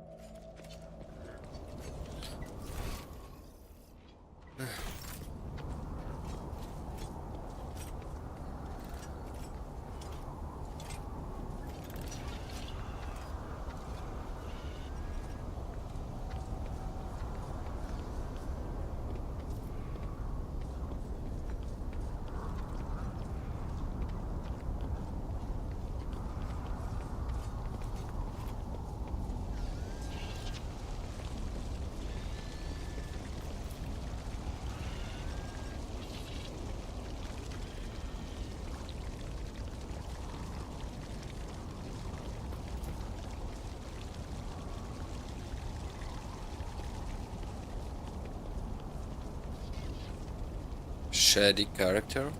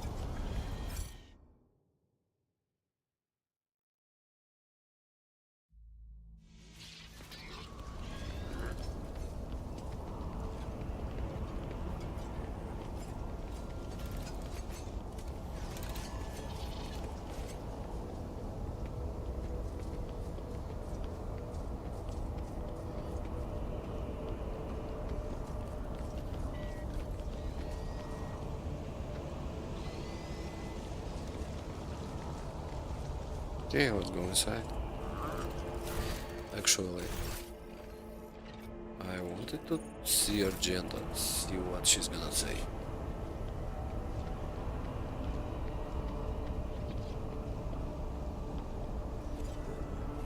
Argenta, where are you? Oh, you're here.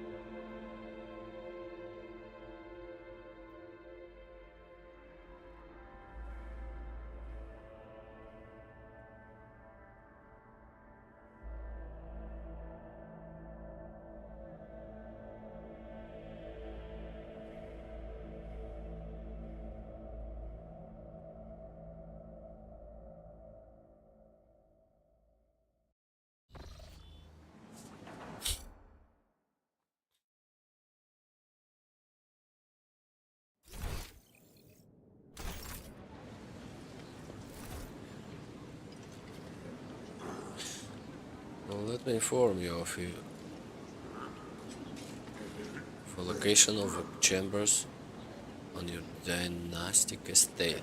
The main throne room is up the stairs and straight ahead. Your subject, Nicholas Calendar, informed me that he humbly awaits the opportunity to meet with you there. Okay, keep waiting.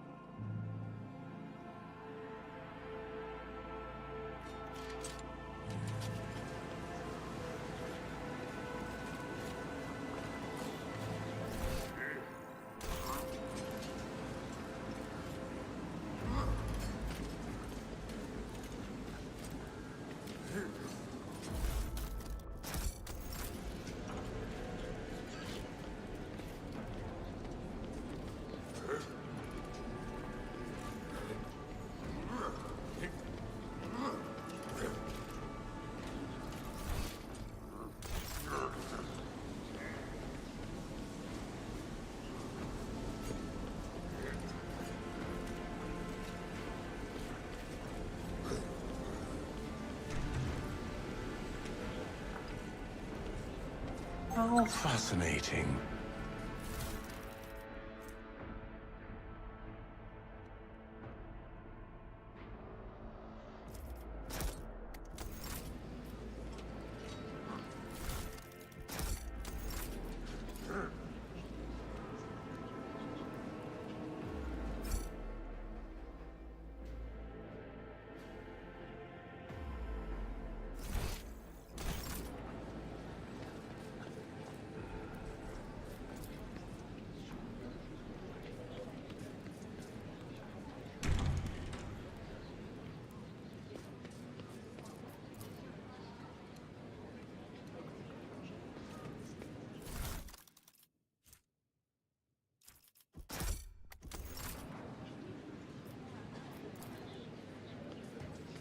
A revelation was sent to me.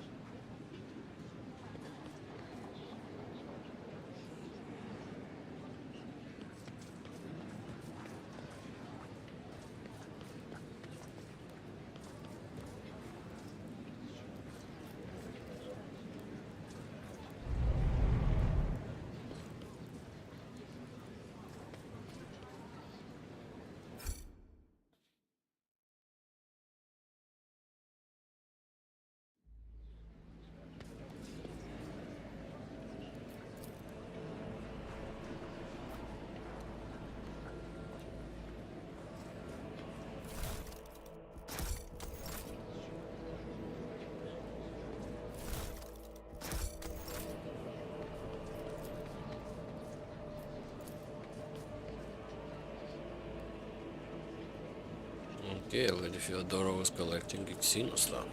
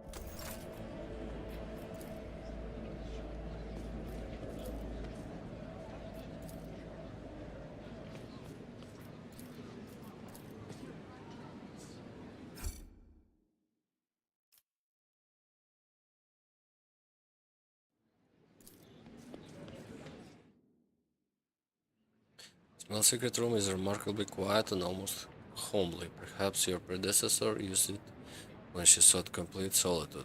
Listening to the muted melody coming from the Vox speaker, you can easily imagine Theodora reading a book, a glass of expensive wine in hand. A glass of wine. We see at battle seat at the sturdy-looking low table, where are labeled Grand Master Blood, Boon of Terra, and Flame of Purity. You recall the vision of the past that Idra told you about. She said Theodora's favorite wine was Flame of Purity. That's right. The wine fills the glass, glittering in the dim light of the room like liquid gold. Its tangy flavor burns your throat, leaving behind a spicy, beating aftertaste. Hear short, fading hum as an unseen motor steers into motion.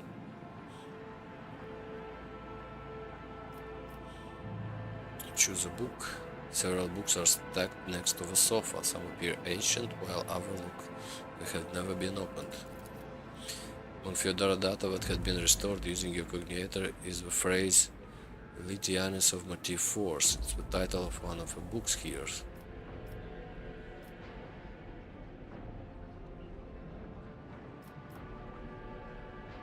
Okay, let's take it. Pick the book. A hidden button is in the spine. Button and its spine clicks under your finger. Change the music. Recognize the melody that is playing right now. It is the first 36 parts of a symphony of honor and duty.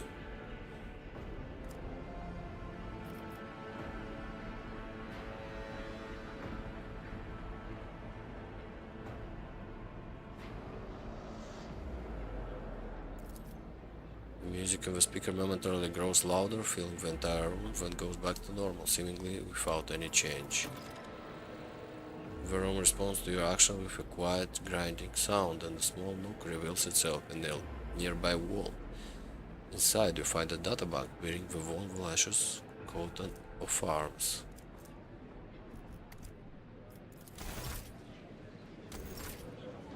This was a lucky encounter, yeah?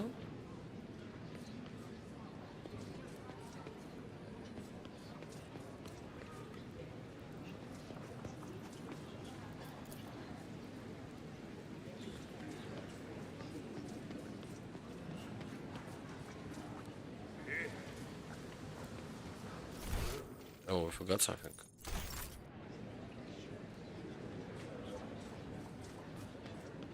Of course. The main safe.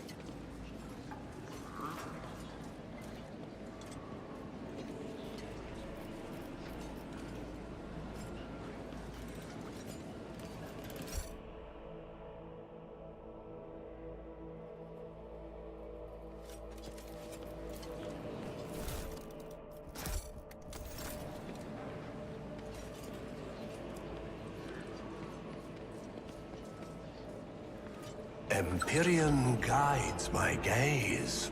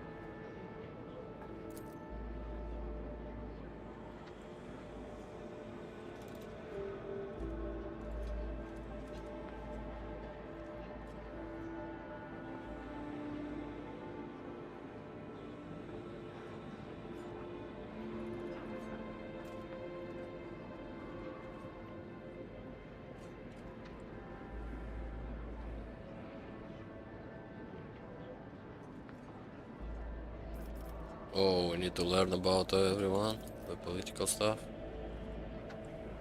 Okay, give me a second, I'm gonna be back.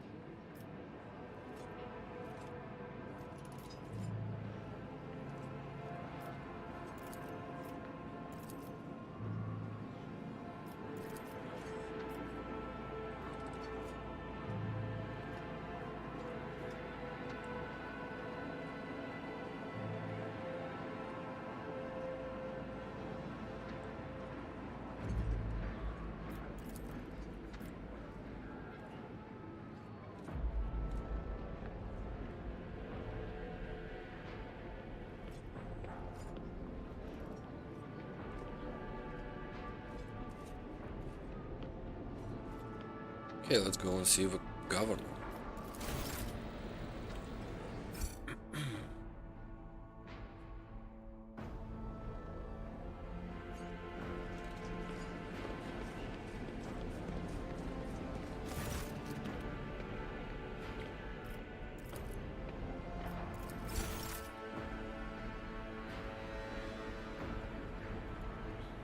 Lieutenant von Valacius, to 20th in his line, rogue trader, keeper of a sacred warrant, and ruler of a Kronos expanse. From the crunch system to the 100 Dreams crossroads, I bid you welcome. Arbent Drives team, governor of this great world. First and foremost, please accept my deepest condolences. It will be difficult to recover from the loss of a woman as great as Fyodora von Valacius. It pains me to think that she is no longer with us. A citizen of Dragonus and of the entire Protectorate grieve alongside you. Please allow us to declare half a year of mourning so that we can honor the memory of our beloved lady. Half a year?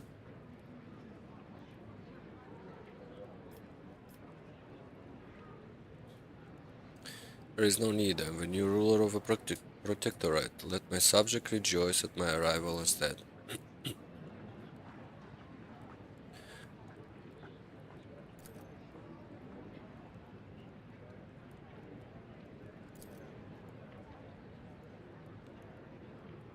Perhaps the parvenu installed by Lady Fyodora cares not for the sacred tradition of our founding ancestors, but Lieutenant von Valacius is a descendant of the true children of Dragonus.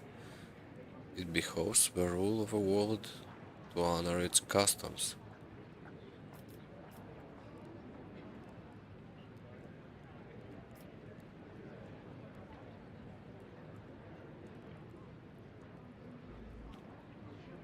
I do honor tradition, Governor. Later, when things in the Protectorate settle down, we'll declare a mourning period. As you will, your lordship. Esteemed Lieutenant, Lady Fyodora was a strong leader, and we ought to follow her example. Let us lean on our wisdom, preserve in spite of this tragedy. Together, let us carry on where she no longer can be. Let us carry on where she no longer can be, leading the von Valacius Protectorate to even greater prosperity.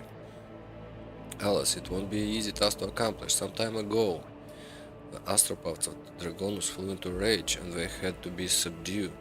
We are gradually restoring our ability to speak with neighboring worlds, but the contacts are still weak, and the routes are tangled and no longer lead to a system that the captains expect them to. Given that the vast majority of ships in the Dragonus Navy travel without relying on the services of navigators, without your engagement, the well-being of the von Valacius dynasty and billions of its subjects is presently at risk.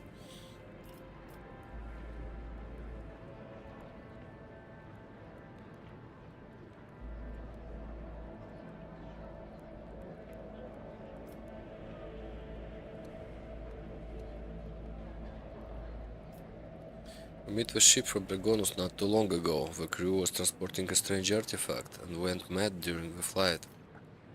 This is a truly regrettable bit of news.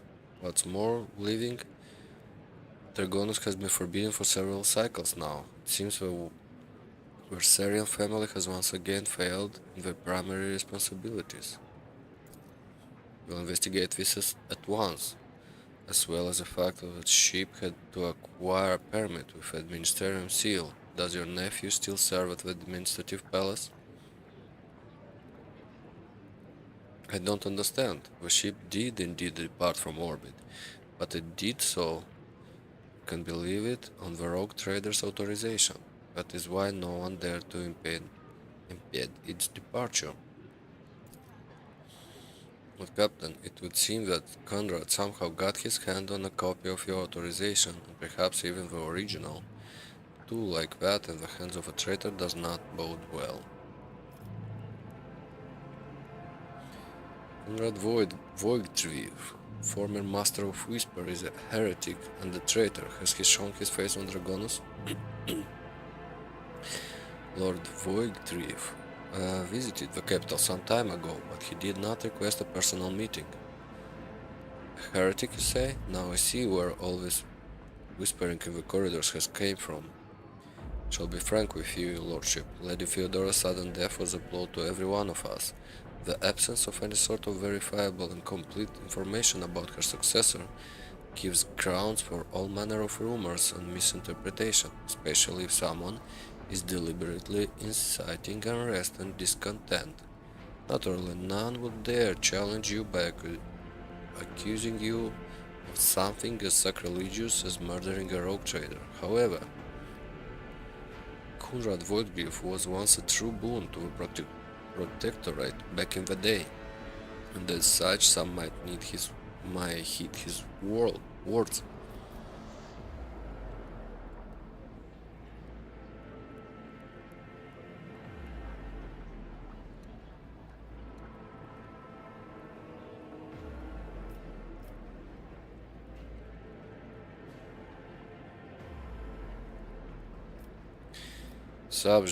Subject all who have dared to make heretical remarks about the rogue trader to servitude in perpetuus. Machines aren't prone to dissidence.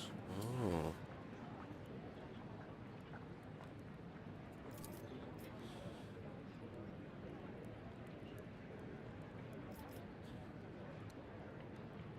What exactly do Dragonos nobility expect from me in light of the loss of our roots and communication with our worlds? We are all troubled by the fate of the agri-world Janus that supplied Dragonos and other planets with foodstuff. Empty stomachs can drive even mildest rebel to revolt. Furthermore, House Gapark is perturbed by the lost communication with industrial world Kiavagama, which is in their charge. But if you wish to know my opinion, the world that deserves your attention the most is the penal world with boss 6, one of the key mining suppliers in your protectorate. Have already been on Kiev Gamma. The industrial world was overtaken by a cult of chaos worshippers. I assume that the House Gaprak is for an official investigation. If I may remind you, they have particularly close ties to the Adeptus Mechanicus and serve as patrons of Kiava Gamma, not to speak in the defense of criminals. Lordship, but from where I stand, the outbreak of heresy in Kiava could hardly have been perpetrated by a noble family who stands to lose the majority of their wealth should the industrial world fail.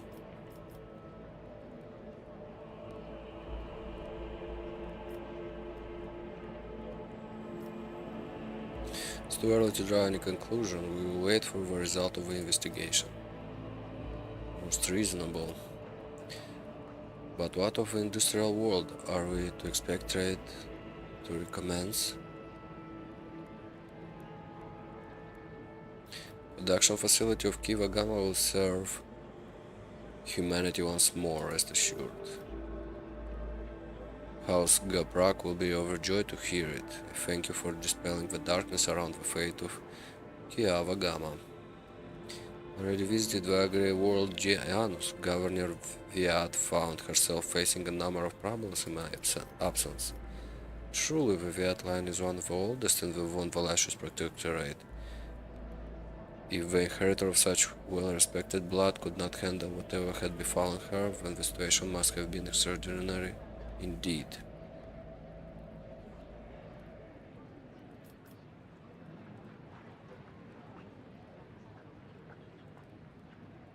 Vistenza succumbed to worshipping the ruinous powers and was executed. Drives impels in terror. It's clear from the unseemly grimace on his aristocratic countenance that his fear is not feigned. Ruinous power? Truly horrifying news. I commend your resolve and wavering severity, death to the enemies of humanity. What else? Xenos, your lordship, I don't rightly know where to begin. Overworldly beasts are not an uncommon sight in Corona's expanse. They have been a menace to the worlds beside of them all for decades, but now these abominations are on the rampage. They show no signs of fear as they attack ships, either damaging them to the point where they become unfit for transport duty, or outright gutting them. Only you have the power to stop this madness. We are in the process of restoring the astropathic chore of Dragonus. Luckily, we were forced to slay only some of the deranged psykers. Half of those that remain are as yet unable to transmit messages. I hope Master Kalander will keep his word and offer you his support in the war against Xenos. According to his reports, the region of Vibus 6 has been a particular concern in the last few cycles, which is all the more reason to discover the colony's fate as soon as possible. Now to issue issues on a smaller scale. There is a certain degree of tension in the capital due to the unorthodox succession of a sacred warrant. Chances of uprising are minimal, of course, and the spreading of rumors is nothing but a sign of weakness of mind and spirit. Nonetheless, I have prepared a list of minor houses that have demonstrated unseemly discomposure at your succession. What is to be done to them?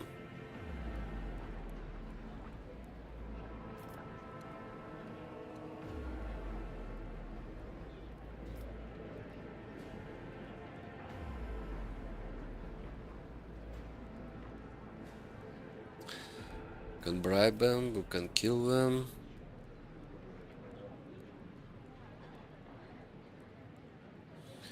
We can assassinate some of them. And we can leave them. Let's eliminate the most prominent quietly.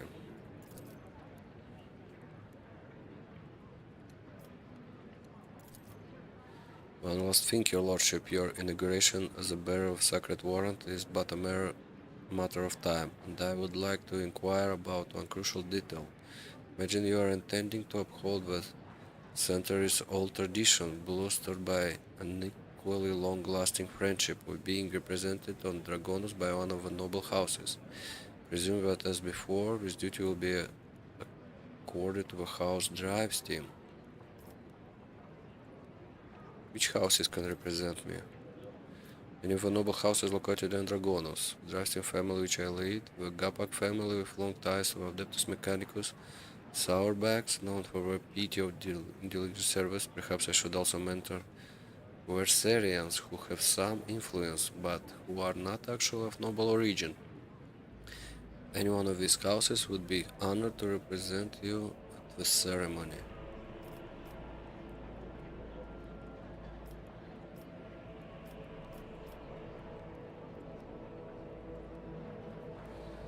Oh, so I have to choose now? No idea who I'm supposed to choose. Let's keep the tradition going, yeah? Why should we change anything now?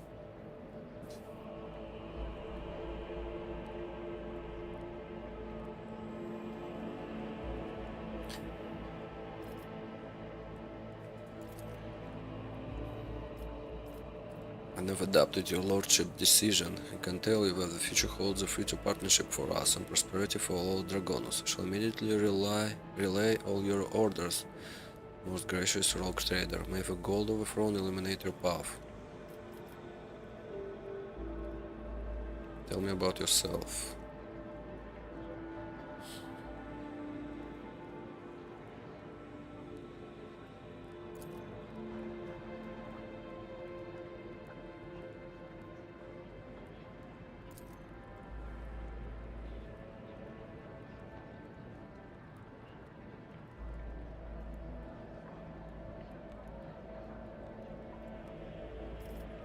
When is the ceremony?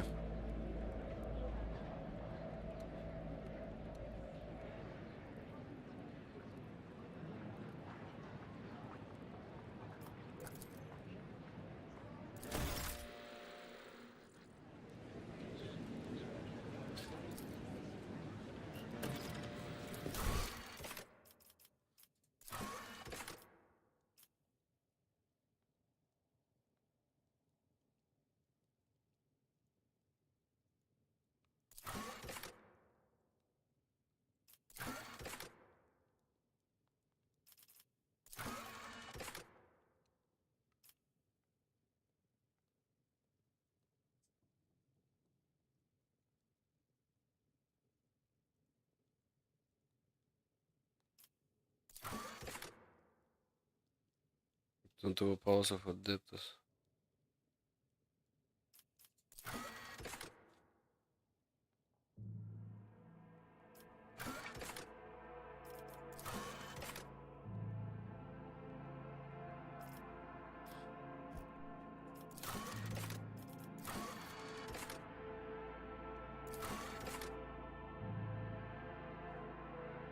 Give people, get provision.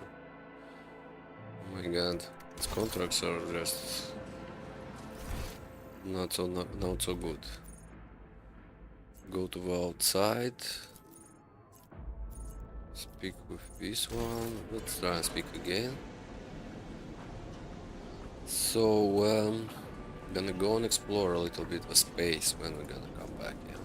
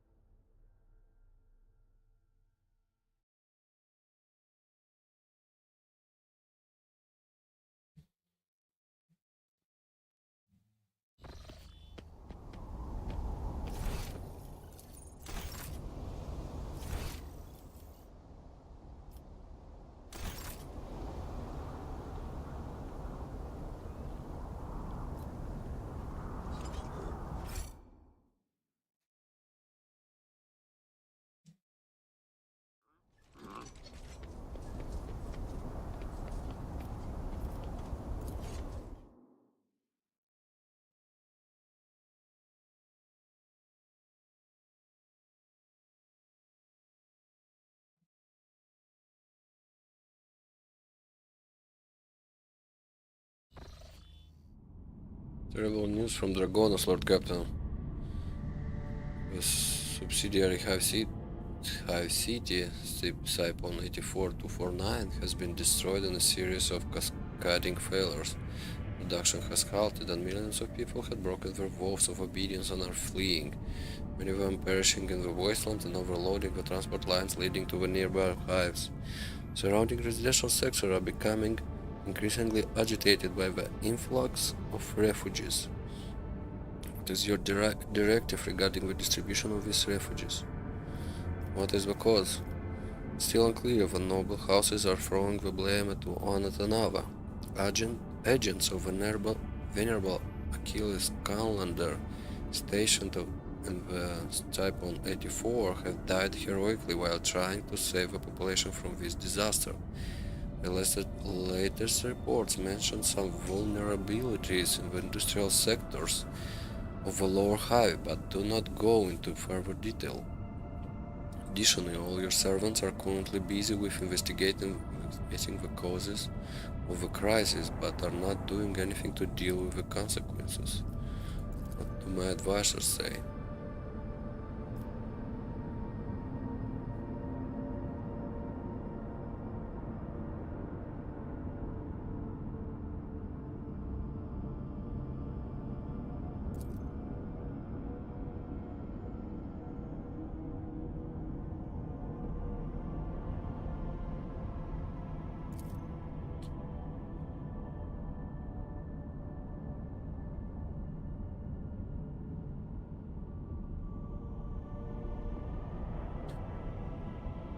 Okay, we get blood. Siphon. The rogue trader gains 1 deflection and 3 hit chance.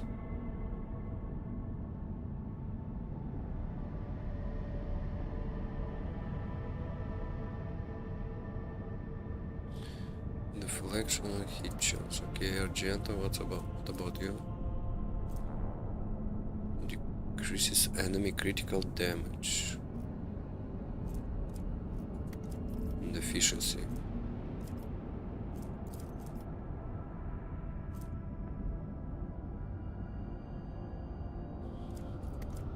Okay, let's go with Hendrix one.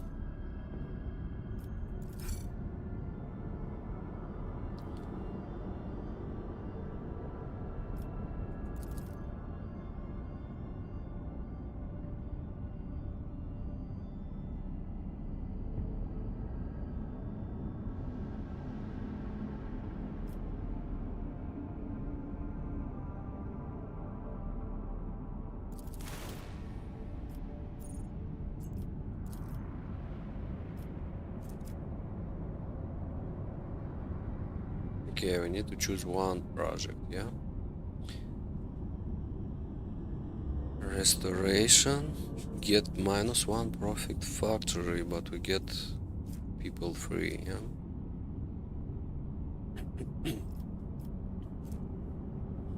Can do it. We don't have provision, but it's gonna be like... for some reason we're gonna execute it strange.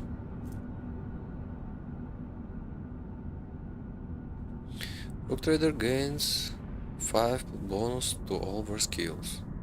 Okay, this one is much more nicer. Root cost. Profit factor. Security, chemical, weapon, mechanism. What does it mean? X1 and +1. What's the difference?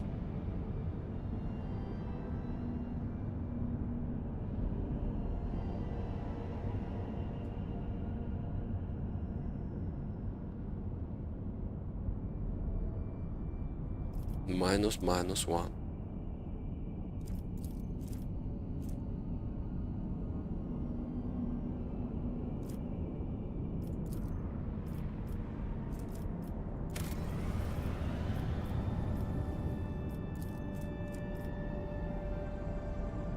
Oh, we need this one. Shield of the Emperor, yeah?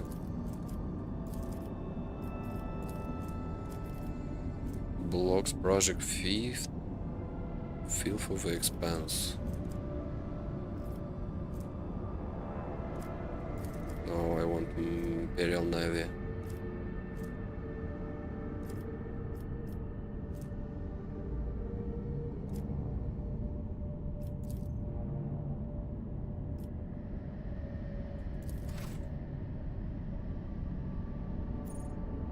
Okay, we're gonna be back to Dragonis.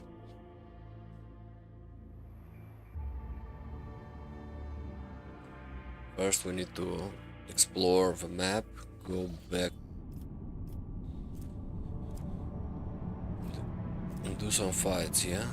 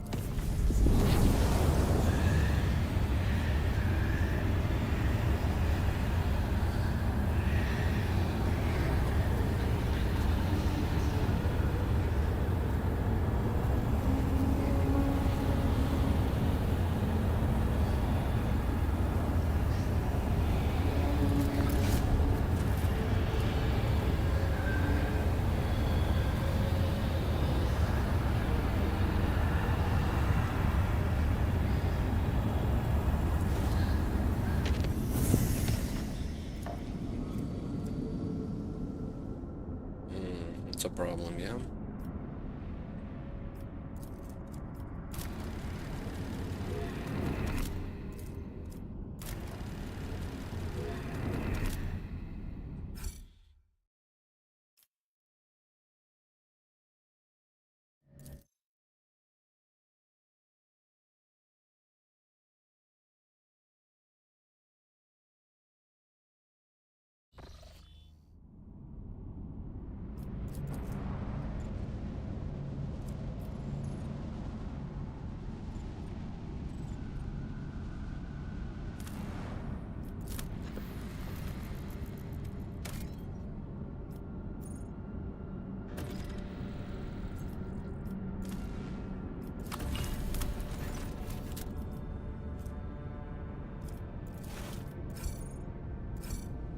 Oh.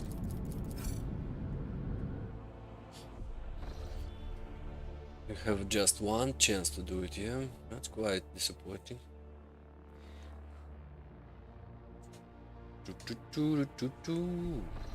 That's not right.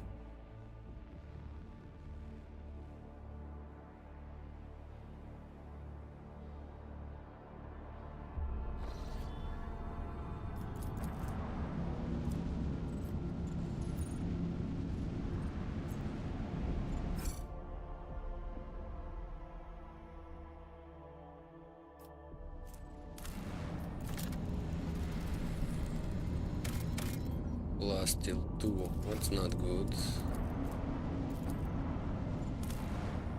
The planet with 7. Okay, have detected shared runes have been detected on the planet's surface. The architecture, building materials, layout, and passages betray their Xenos origin. There are currently no sign of Xeno activity on the planet, and the ruin seems to be abandoned.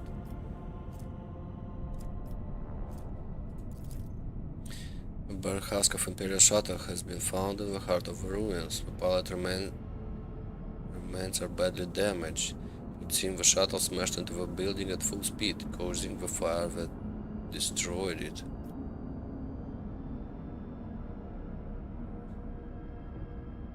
Erect a monument and hold a service in their honor.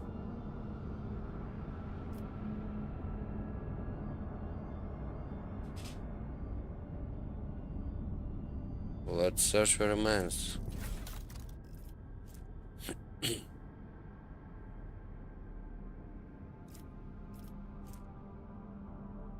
Not a bad one.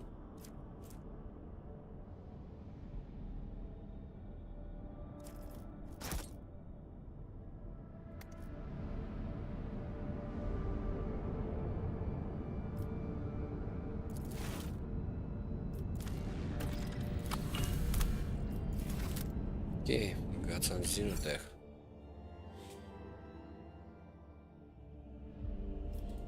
I think we need to do this battle, yeah?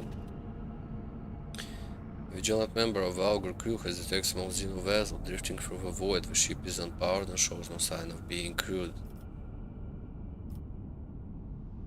Sent out a boarding shuttle. Scout boarded the vessel without issue. Corrosion has laid waste to the ship system, which led to the death of the entire crew. The interior is full of Aeldari corpses. No weapons were found on board.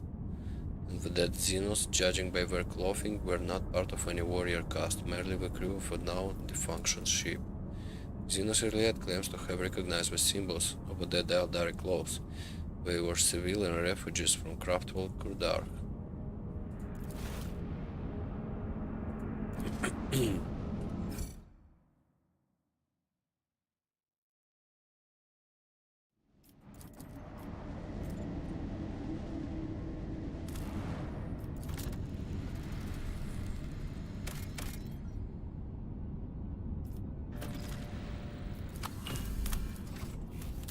It's hard to find a adamantine, yeah?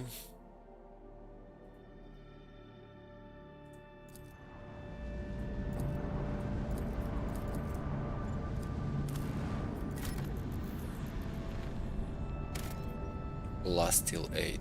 Why not? Let's go.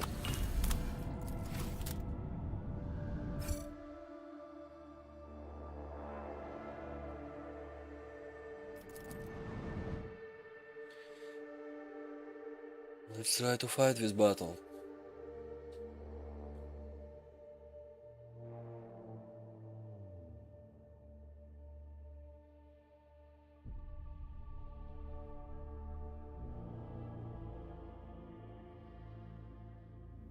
I can see crimson lights in the void. Okay, not much HP, but damage. Whoa, whoa, whoa. I really don't like how it looks. 146? No, let's not fight this fight. Don't feel it. Well, let's try it once. Shadow Hunt.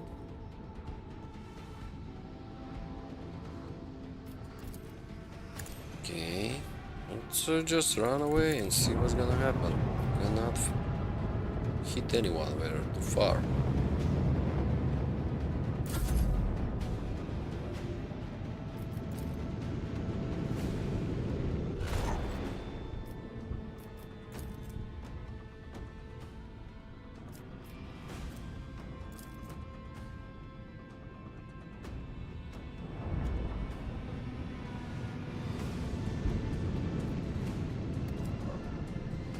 To hit you, we need to like have a big chance to miss. Oh, the range of attack. Not small. Not small at all.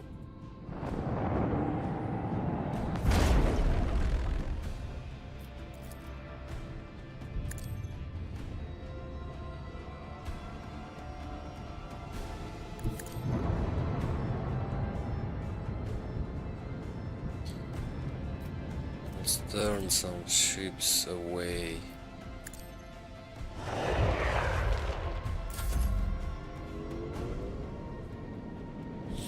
Neutron torpedoes.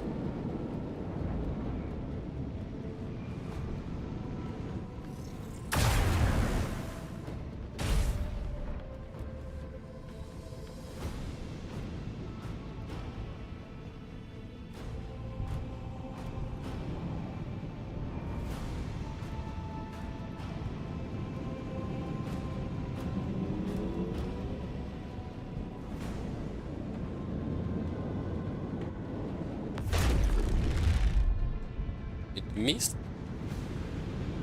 It's a new one.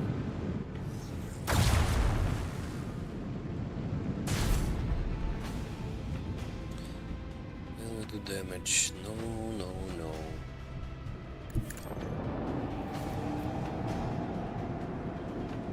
Well, at least we could shoot it.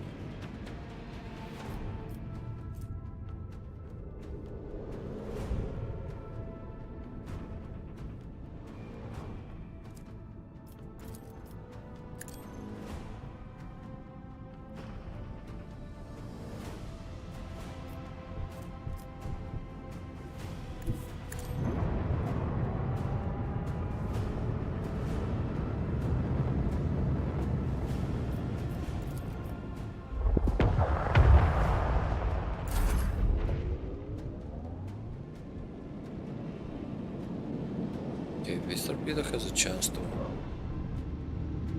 damage something.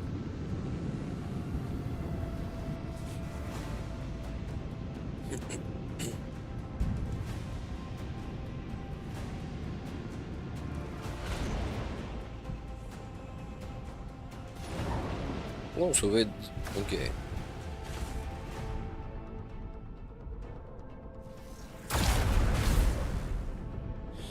Gonna do some damage. Nice. At least I hope so.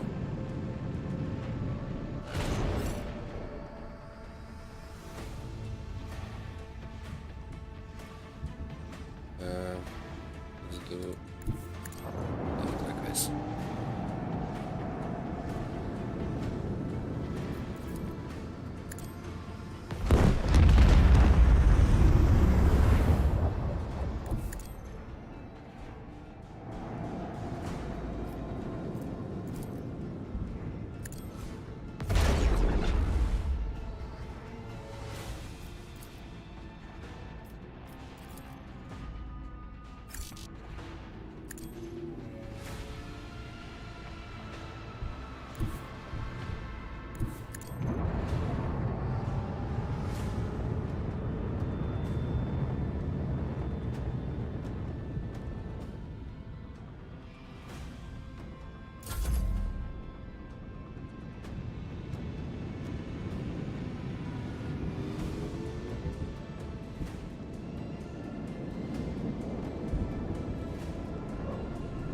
Got 4 ships after us.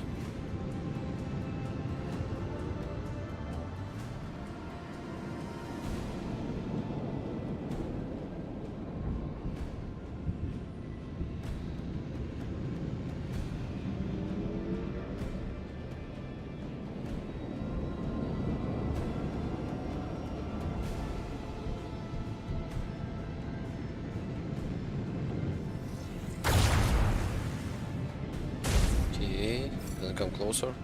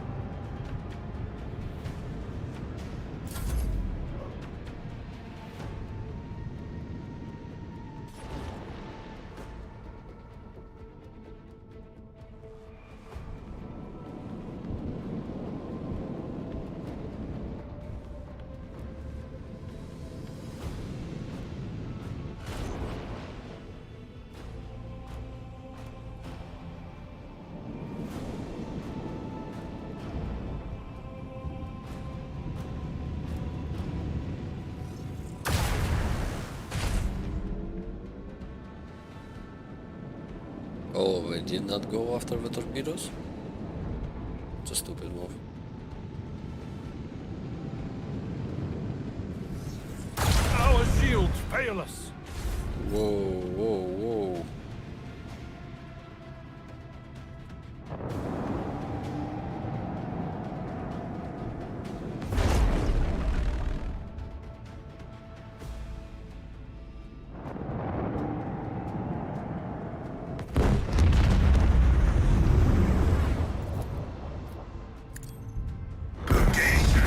Blessed plasma fire.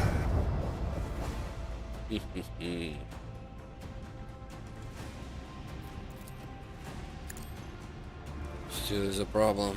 We need to run away.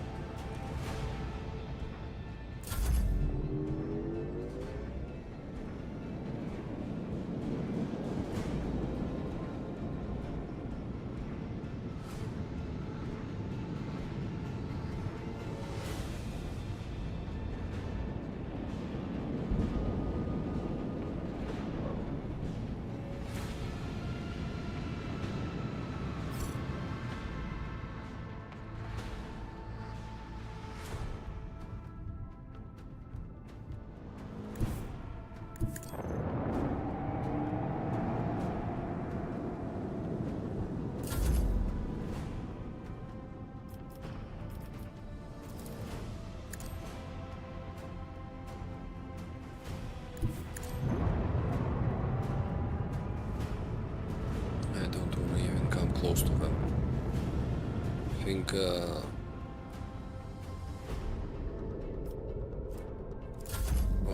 one ship is gonna do a full attack on me and I'm like destroyed completely.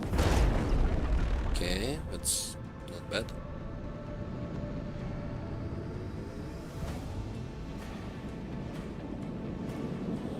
It's strange that he did not use the torpedo now this time.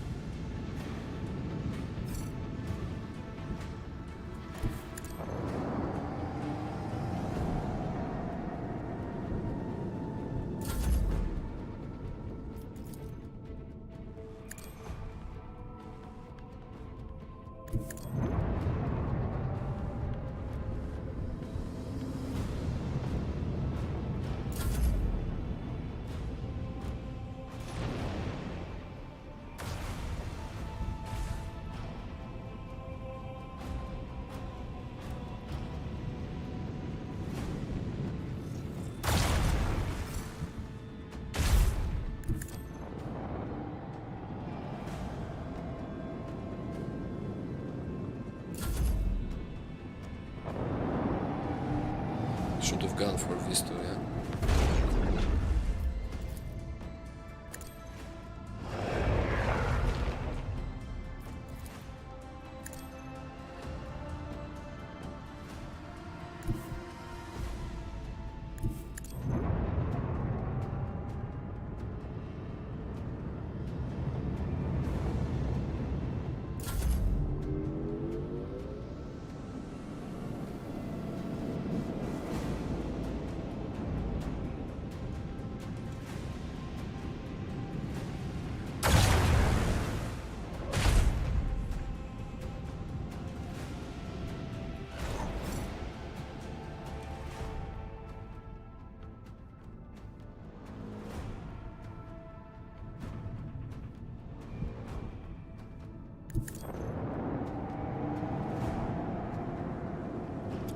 Okay. Not the best move, but whatever. We can actually try and do it like this.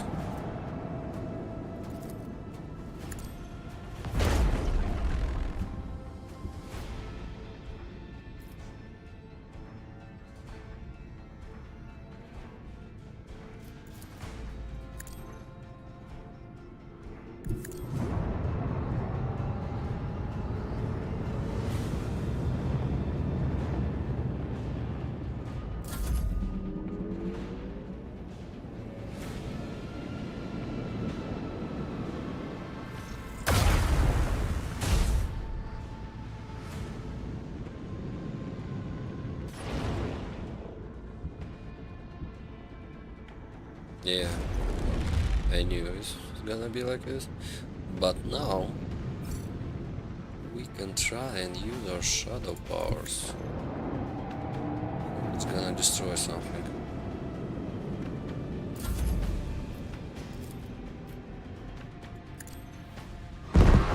Nice. And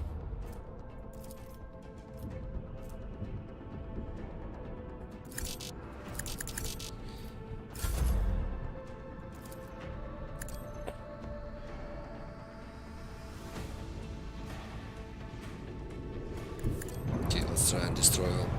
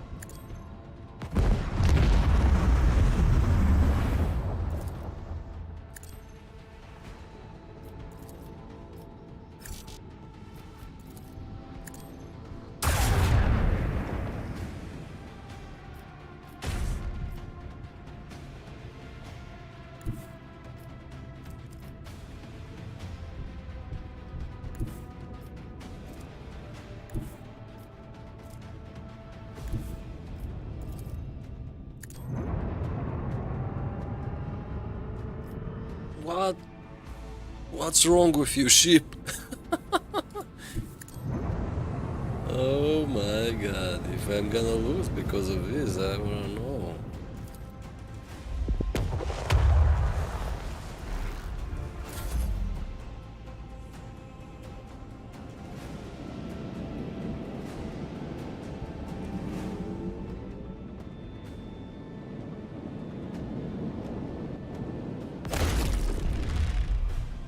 The Emperor commands. We act.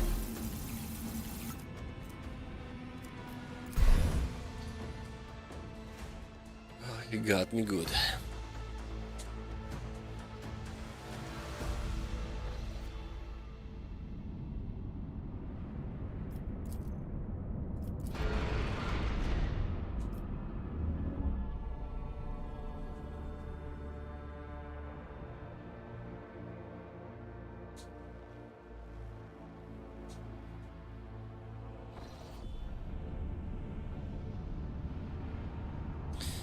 And that's it for today, so thank you for watching, thank you for being here, and hope you enjoy it.